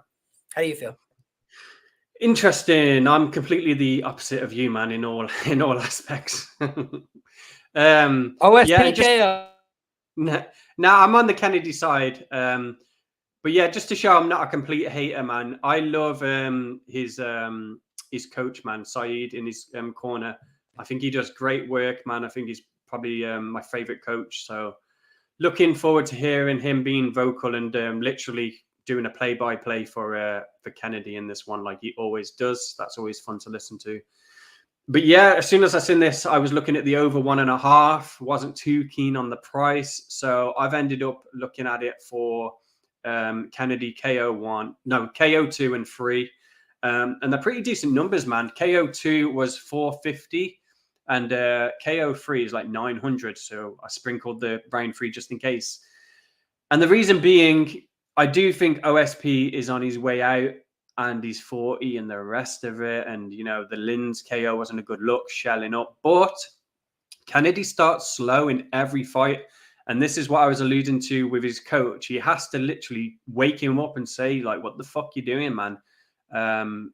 It's literally like he's a gamer and he's got him on the joypad and he's like controlling him, telling him what to do. I think he needs that. So I think he starts slow, Kennedy. He's not going to do what Lins did and bum rush OSP and try and get him out there in like 60 seconds. And I think we see a round 2, man. So I think based on the numbers, because round 1's completely shit, Kennedy ITD is like minus 250. You can't play that, or at least I fucking can't because I've got sense. Yeah, based on numbers, I think Kennedy round 2 and 3 are good looks. And specifically, I think it's going to be a round 2 KO on OSP. Once, you know, Saeed gives him a little slap in the corner after round 1 and says, wake the fuck up. You know, so yeah, that's how I like to target this one, man. You know, I won't even disagree with you, Rich. Like, I think from a number standpoint, you're right. Like, the numbers are way better, way more generous in round 2 and 3. The only thing that worries me is like, it was 48 seconds against Felipe Lins. And if you guys rewatch that fight, it's the first punch that hurts him, right? Then he tries to like throw something back. God, Felipe Lins just couldn't finish Iwan Cutelaba, who's had like 6 or 7 finish losses inside the UFC. Okay. So before you want to tell me about how high volume and scary Felipe Lins is, he went to decision with a bunch of chinny guys. He's gotten knocked out by Tanner Boser. Like, let's be serious. Felipe Lins, I respect, and I picked him to win that fight as well. So it's like, I like Felipe Lins. I picked him to win by KO1 against OSP because I think he's washed to fucking bits. And like, I don't think he can take punches at all anymore. So unless Kennedy fucking like just goes out there and like refuses to strike him in round 1, I think he might just kill him with the first punch by accident or like hurt him so bad that OSP starts grabbing a hold of him and stuff. You know what I mean? So that's my only inclination here that makes me worried that we won't see round 2 or 3. But from a number standpoint, that's what the book is assuming as well. So you can get value on the later rounds. You hope that he survives. Hey, OSP fucking run around, do a lap for me, would you? Like, that's what you're hoping for. But I just worry, if people don't remember, Carlos Ulberg was landing a lot on Kennedy. His chin comes and goes, right? Like, he kind of just like sometimes shells up and whatever. But in that fight, he breaks through. And to your point, Rich, just looking at the data set, rounds 2 and rounds 3 are the hot rounds for Kennedy Nzechukwu. That's when he's finished people in the UFC. So he hasn't been a round 1 machine. He hasn't been a guy that starts that hot. I'm just worried that it's the opponent at 40 years of age with not very much motivation and a chin that looked so comically bad in his last fight. It could just end up completely collapsing for him. And that's why you mentioned it. He's like minus 250, minus 300 to win this fight inside the distance. He's like minus 700 to win this fight on the money line. And they're just offering some very wide lines for him to win it by sub, even though OSP's been subbed, even though he has a win by sub. It's his most recent UFC finish. That was all I was saying. So from a number standpoint, those are the kind of things I agree with you. Whether it's a KO, a sub, if it goes late, you're going to get insane returns on that because they think at the bookmaker's office that OSP is washed to bits. And I tend to agree. Yeah, I just add, I agree with most of what you say. Just give him allowances for the Linz KO, man, because Linz fucking bum rushed him. Kennedy isn't going to do that. He's notoriously a slow starter, and that's not his style. And is he coming off the KO as well, Kennedy? Was that his last fight, the one to Jacoby? Yeah, he got KO'd by Jacoby his last fight, and the fight before that, he submitted Devin Clark. There you go. So he's coming off a KO loss. He could be tentative because of that. He doesn't want to rush the fucking fight and get KO'd as a minus 400 favorite or whatever. So, yeah, it just all leads me to believe that for the first 2 minutes, neither's going to do anything. OSP's a counter striker also. He's not someone to force the action. Maybe he tries to push Kennedy against the cage, burn the clock down a bit. So I think we see a round 2, man. Yeah, that's all I got to add. Hell yeah. I'll probably look for Kennedy round 2. Or even Kennedy in the first 2 rounds. I'd be kind of interested what that price is because I do think those are probably the hot rounds here, 1 and 2. But he does have round 3 finishes on his record, so can't blame anybody for taking that shot. Next up, my man, Bryan Battle, Angelusa, the Butcher, the Last Ninja. Great nicknames here. Pooh Bear, if you want to go back a little bit as well for Bryan Battle, right? Interesting name, but what you've got, I think, in Bryan Battle is the toughest guy in North Carolina. This is the guy who has put on great fights in the UFC. A lot of them, he faced some adversity. He was at 185 pounds, found his way to a better weight class. And what's interesting about this fight is that he has turned his body composition around completely, Rich. When you look at the fight that he had with Gilbert Urbina, he looks like a different human being. Like he has a completely different body. He's very doughy. And I don't mean any of this in a disrespectful way. I'm just trying to be observant. He looked doughy, right? He just had extra fat on his body. He doesn't have that anymore. He's at 170 pounds. And we talked about when I was in college wrestling, changing your body composition. That was the exact language we would use. And it's about going from having fat tissue to having muscle, going from having extra weight that's not productive to having all good weight that's working towards your goals. So in wrestling, you don't necessarily want to be the most buff guy at all time. You want to have muscular endurance. You want to be able to keep pushing. And for Bryan Battle, I think he's changed his body composition. I think he always had pretty good cardio, especially for a guy who's built like that, who's kind of thick, right? At 185, he could push that cardio pace on these guys. He could take shots anyway, right? He get hit with a big shot, get wobbled, get rocked, recompose himself very quickly. Those are some things that are impressive about Bryan Battle. And then at 170 pounds, he has 1 loss. He got washed by Rinat Fakhretdinov, and that made people think Rinat Fakhretdinov was invincible. But the truth was, it was his second time down. It was his first extended fight at 170 pounds, and Rinat was a bad style matchup. He's a guy that's going to go out there and not try and fight you on the feet. He's going to try and take you down for the most part. He's going to try and put you on your ass. And we've seen Bryan can be taken down, but he doesn't stop working to get back up. He tries to get back up to his feet, tries to keep pushing the pace, keep pushing the energy. And Rinat landed some big shots early in that fight. He took him down all throughout the fight, and he kind of imposed his will and his skill set. I didn't bet Bryan Battle in that spot because I thought it was a really unfortunate matchmaking for him. But I think in this fight, Rich, this is much more reasonable matchmaking for Bryan Battle. I think there's a reason that they pushed him into this co-main event spot. And Angelusa on the other side, he's another guy they've kind of put in these big opportunities, right? On a couple pay-per-views, they've had him go out there and had some fight of the nights, crazy fights, crazy wars. But I think Angelusa has kind of showed us, where he's good, right? He could go out there and mix in a couple takedowns. He could go in there and be a jack of all trades. But I'm not sure if he's a master of anything, Rich, because he's kind of an all right striker that goes out there, tries to push the striking on people, but he doesn't put most of these guys away. He's fighting a lower echelon of guys in the UFC, broadly speaking. And when I'm watching these fights, man, it's alarming how often you see Angelusa out on his feet. He was out on his feet in round 2 against AJ Fletcher, and AJ Fletcher was so exhausted that he shot a takedown. They were fighting in Salt Lake City, tough go at it, right? And, I really think he had him knocked out, and he just didn't know how to finish it.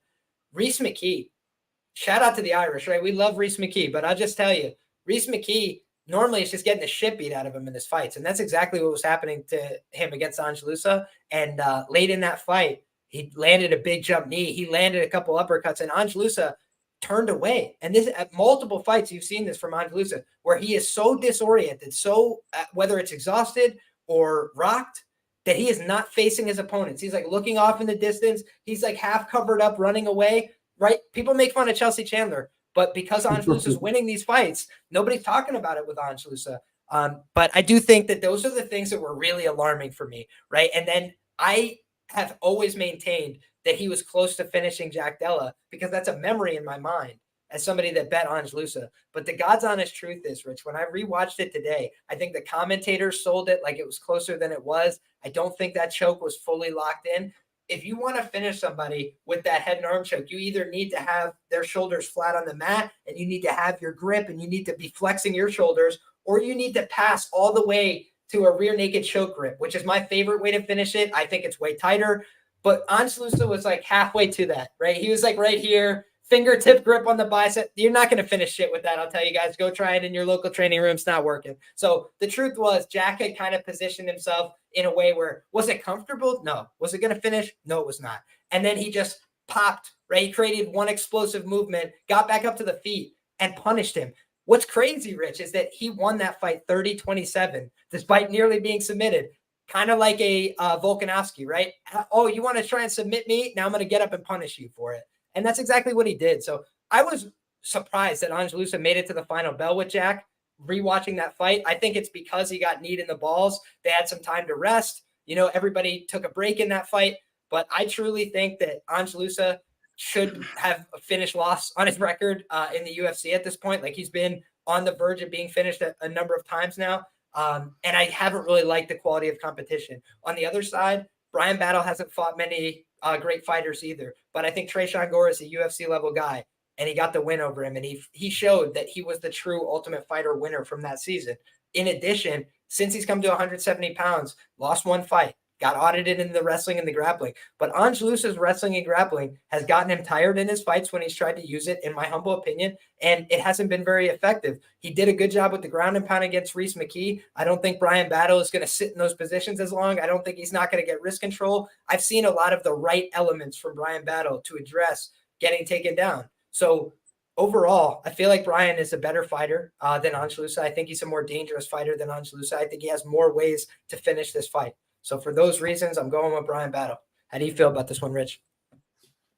Yeah, I said it earlier, man. I'm not a fan of these people who like try and weasel decisions out by getting a bit of lay and pray. And I class Lusa as that type of fighter, man.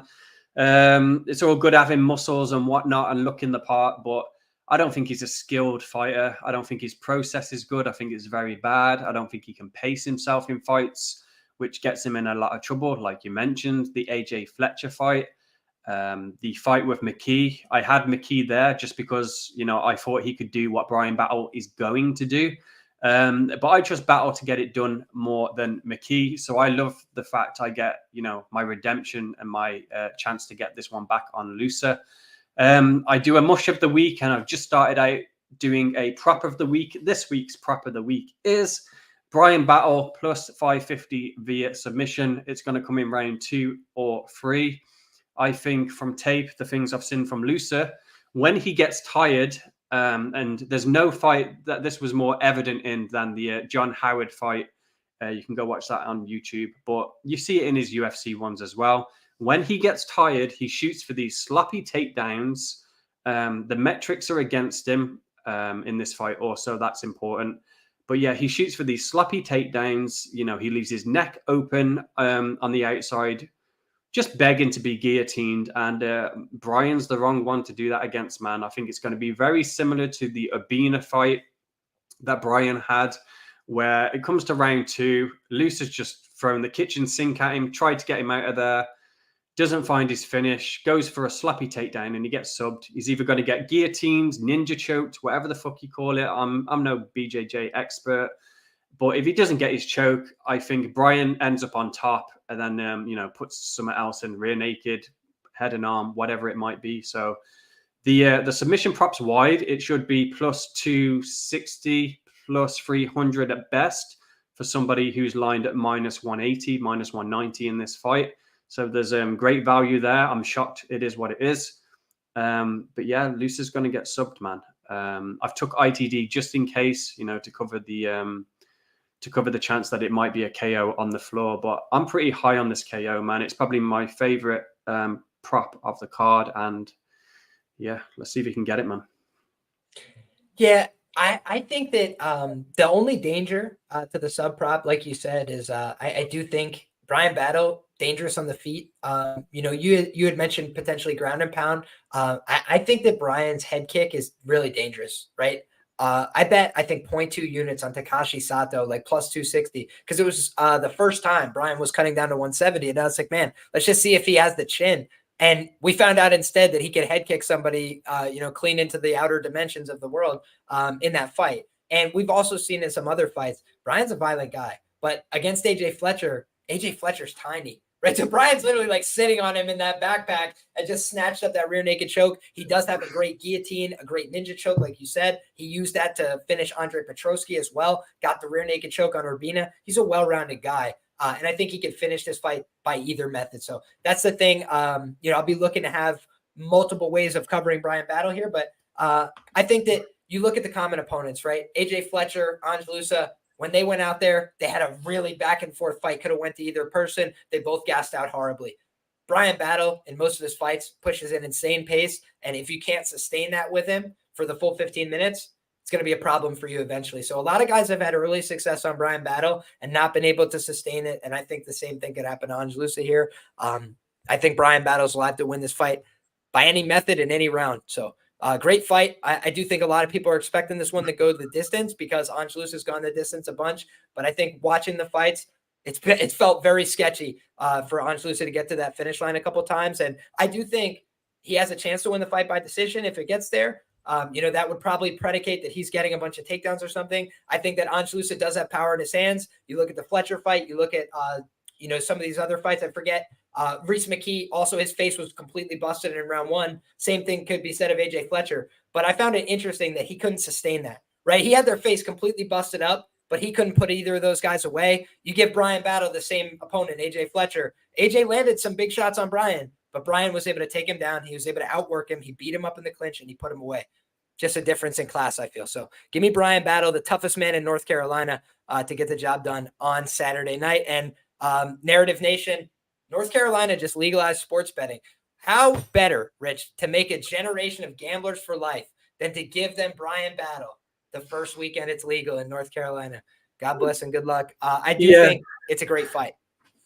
I just finished, man. Bet the submission, man. You're all going to cry next week. I see people in the chat talking about he got dropped by so-and-so. Just forget all that noise, man. Just bet the submission. Bet Bryan to win in round 2 or 3. He's going to fuck him up. It's there, man. So, yeah. See me next week. Next up, we've got Tai Tuivasa taking on Marcin Tybura. And this is the main event of the evening, Rich. How do you feel? Don't care.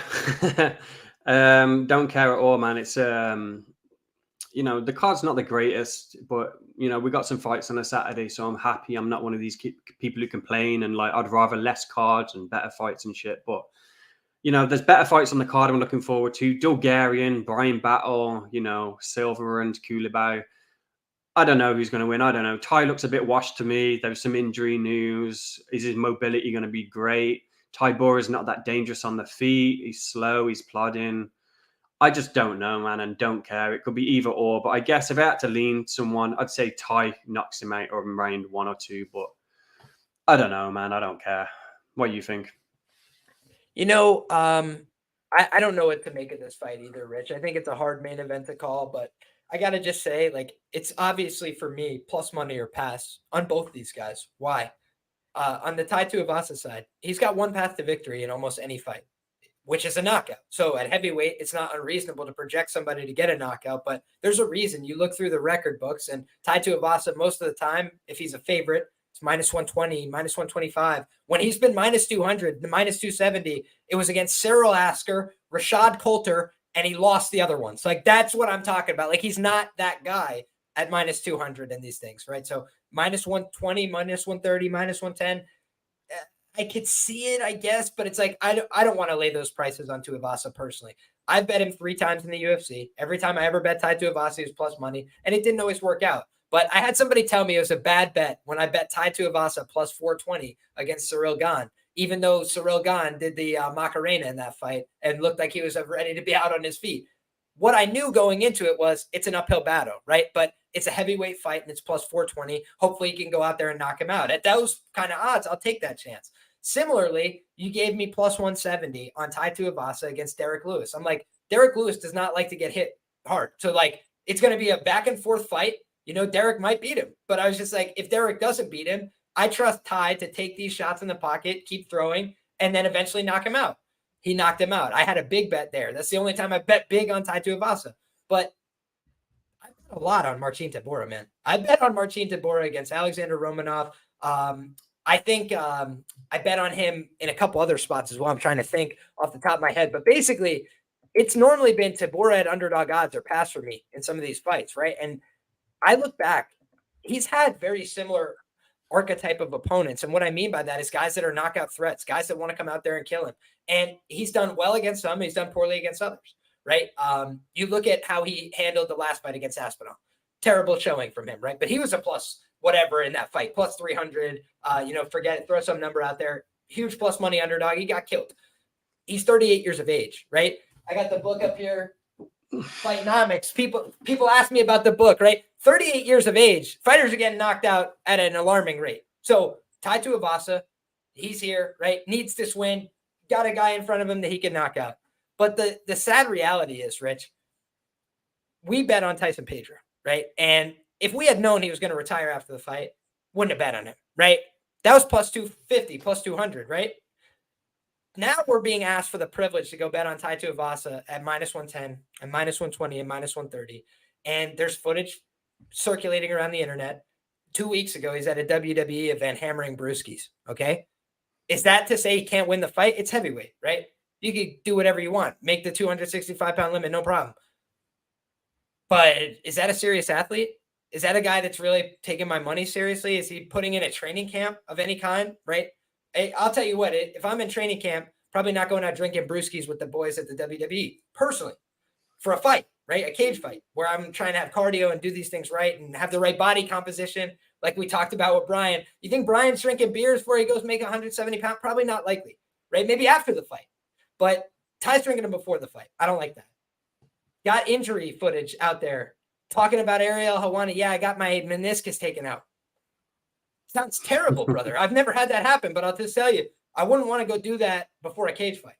So I'm drinking beers with no meniscus, ready to go out there and just put on a show. I mean, the things about Tai Tuivasa that we've learned is that he's at a certain level, but he's not above that level. They've sent him to Perth twice, Rich, to go out there and get that big win, claim that next step forward. And it was against Volkov, and he got killed. And it was against Sergey Spivak, and he got killed. In his hometown, they bring him out there. They bring the crowd. It doesn't work out, right? The shoeys are sad. They're sad shoeys. They're not happy shoeys. And now it's at the Apex Center, right? Where the only people there are paying $4,000 a pop and whatever. Are they real fight fans? Are they shoey guys? I mean, maybe that's why they're paying the $4,000. But it's like, I think that they're just there for a fight. They're just rich people there to watch a fight. I don't think it's a huge crowd. I don't think it's a huge event or celebration. So I think the general public, the betting public, the MMA public thinks this is Tuivasa's recovery, return, right? We saw, last week, Piotr Jan. He was a popular side in many ways, but he was a guy who's returning champion, right? He's a guy that had real wins in the UFC under his belt, and he was a favorite despite being on a 3-fight skid, fighting a top guy in Song Yadong. You're like, man, that seems pretty suggestive to me. He's going to get the win, and he gets the win. Now it's like Tai Tuivasa minus 130. Is he a UFC champion? No, he's not. Is he a guy that's like proven he can go out there and beat everybody consistently that's below him in the rankings? No, he cannot, right? We've seen that before too. Within 4 months of each other, these guys both fought Sergey Spivak, Rich. One guy got taken down 6 times and submitted. One guy took down Sergey Spivak twice, and people are telling me that Sergey Spivak is a better wrestler than Marcin Tybura. By what fucking evidence? Yeah, but their styles, in it. Tybura doesn't offensively wrestle. Well, he does. He just can't do it against the best guys. You look at the Volkov fight, Rich. He attempts like 16 takedowns. Volkov is fucking big. And by the way, Tuivasa got taken down by Volkov, So it's like, I do think Tybura doesn't have much physicality. He's not the greatest guy to go out there and get takedowns. But if you fuck up, if you slow down, he makes people pay. And the one thing that I really respected was the Greg Hardy fight, because he got his ass whooped in that fight, truth be told. And right, if you remember, Greg Hardy fucking rocks Tai Tuivasa, and then Tai just goes bing and just sends him flying while he's on one foot. Like, he's literally just like rocked out of beyond belief and just killed Greg Hardy. Tybura instead just took the path of least resistance. He got beat up a little bit. He waited for that guy to get tired at all. He took him down and he made him a wipeout on the ground, and he just beat him up. Because the thing about Tybura, man, he's not really looking for those submissions. Like, that's the other difference. Like, Sergey Spivak, man, he wants to wrestle and he wants to submit you. That's it. He does not want to hurt you. That's not his thing. You look at this guy, Marcin Tybura, man, I think he's like a secret psychopath. And this is my like narrative building, right? But like, this guy just wants to wait for you to get tired and then beat you up on the ground and be like, haha, you're not an athlete anymore. You're tired. You suck like every other heavyweight. And that is how I feel about him. So just like, I would rather wait and see how this shakes out in round one and then bet Tybura than I would to take, Tybura before the fight. And then he just gets killed. And then I feel stupid. Because if you look at the Romanov fight, that's a 10-8 in round one. Romanov landed everything he wanted. He took him down all over the place, right? But then Romanov is big and fat and got tired. And Tybura just recomposed himself and went out there and earned 2 rounds against the kid who's like an actual prospect. I bet a 3-legger, Leon Edwards, Marcin Tybura, Ange Lusa on that night. Every one of them was sketchy as fuck, and it cashed, Rich. So I will say I will always hold a special place in my heart for Tybura, but at minus 105, I don't feel compelled to bet this.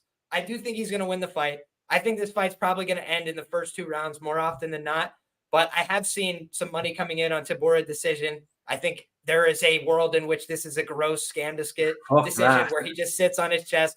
Dude, I know. It would be the worst thing ever. That would literally be the saddest shoey that there's ever been. But the thing that I can't get behind here is that I worry that Tai Tuivasa is done with his fighting career, man, because he's had a ton of damaging fights. He does have a injury known coming into the fight, in my opinion, which makes me really scared for him. And the line's moving against him despite 80% of people out there. If you surveyed the general UFC fan, they say Tai Tuivasa is clearly going to win this fight by knockout. The line's not showing me that. It's not telling me that. So I don't feel good about it. I think Tybura is going to beat him.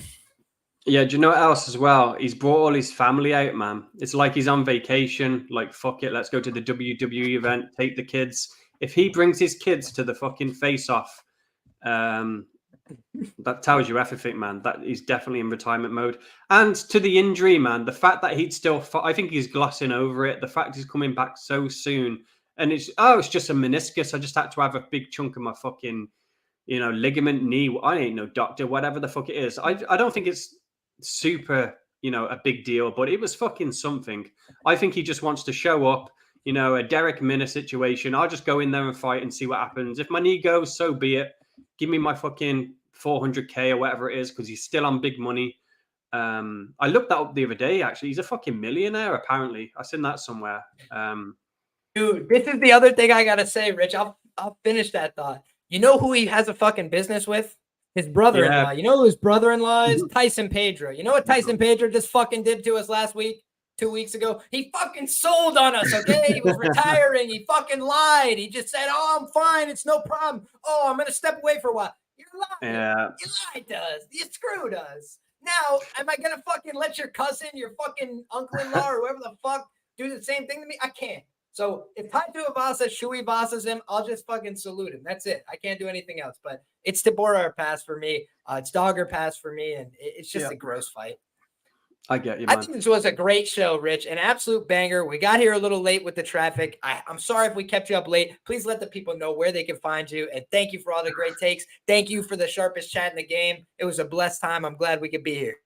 Yeah, it's all good, man. The fucking clock's changing got me, man. It's usually 8 p.m. here. Turns out it was 7. Our clocks don't go forward for like another couple of days, week. I don't even fucking know. I know it's soon. So apologies on that. If you want my bets, go to my Twitter. There's a link in the bio that costs you $3 for the fucking card. Last week I smashed it. I had MVP at 8 units plus 110. Michel Pereira 4 units. Submission plus 500. 48 units up for the year. 6 years tracked. Just goat shit, man. So yeah, find me on Twitter. Hell yeah, brother. Last week, I ate a bag of dicks. If you guys missed it, I talked about it on First Look. Wasn't my show, wasn't my night. We had a lot of good reads. I think I got 7 out of 14 picks right. And unfortunately, I bet on 5 out of the 7 I got wrong. So wasn't my night at the office, but we're back to work each and every week. We did give you a lot of winners on this show last week, including Pereira by sub, which I mentioned on First Look. I mentioned again on Bets and Banter, and I didn't bet it because I'm a asshole. So when you look, sometimes we all make mistakes, right? I'm a sharp bettor, I believe. I truly believe that. I believe in my process. Even I make mistakes. Last week, I was on money lines. I liked the money lines. Didn't end up working out. Should have had a more balanced product. I'm normally very good at capping props. I'm still very profitable on props this year, but I fell short on the money line. So right back to work for me always. More information than I've had on a UFC card in a long time because I don't like the taste of losing. So right back to work. If they beat me this week, it's going to be fair and square, the old-fashioned way. All the notes on paper, all the notes on computer as well. Just feel like I put in the right amount of work this week. And last week did a similar amount, but more intentional this week, more process-driven. So God bless you all. I hope that you have a wonderful week, whether you tail fade or you're indifferent. Make sure you subscribe to the channel, drop a like as well. Want to shout out my guy, Fight Numbers, John Kelly. The link will be down below. If you're a DraftKings player and you're not taking advice from John Kelly, I don't know what to tell you. The man has won at a very serious level. Fight Numbers, great product as well. So salute, shout out, guy in the community that I know, like, and trust. Link will be down in the description box below. God bless you all. Have a wonderful rest of your day, and we'll talk to you guys very soon. We'll see you.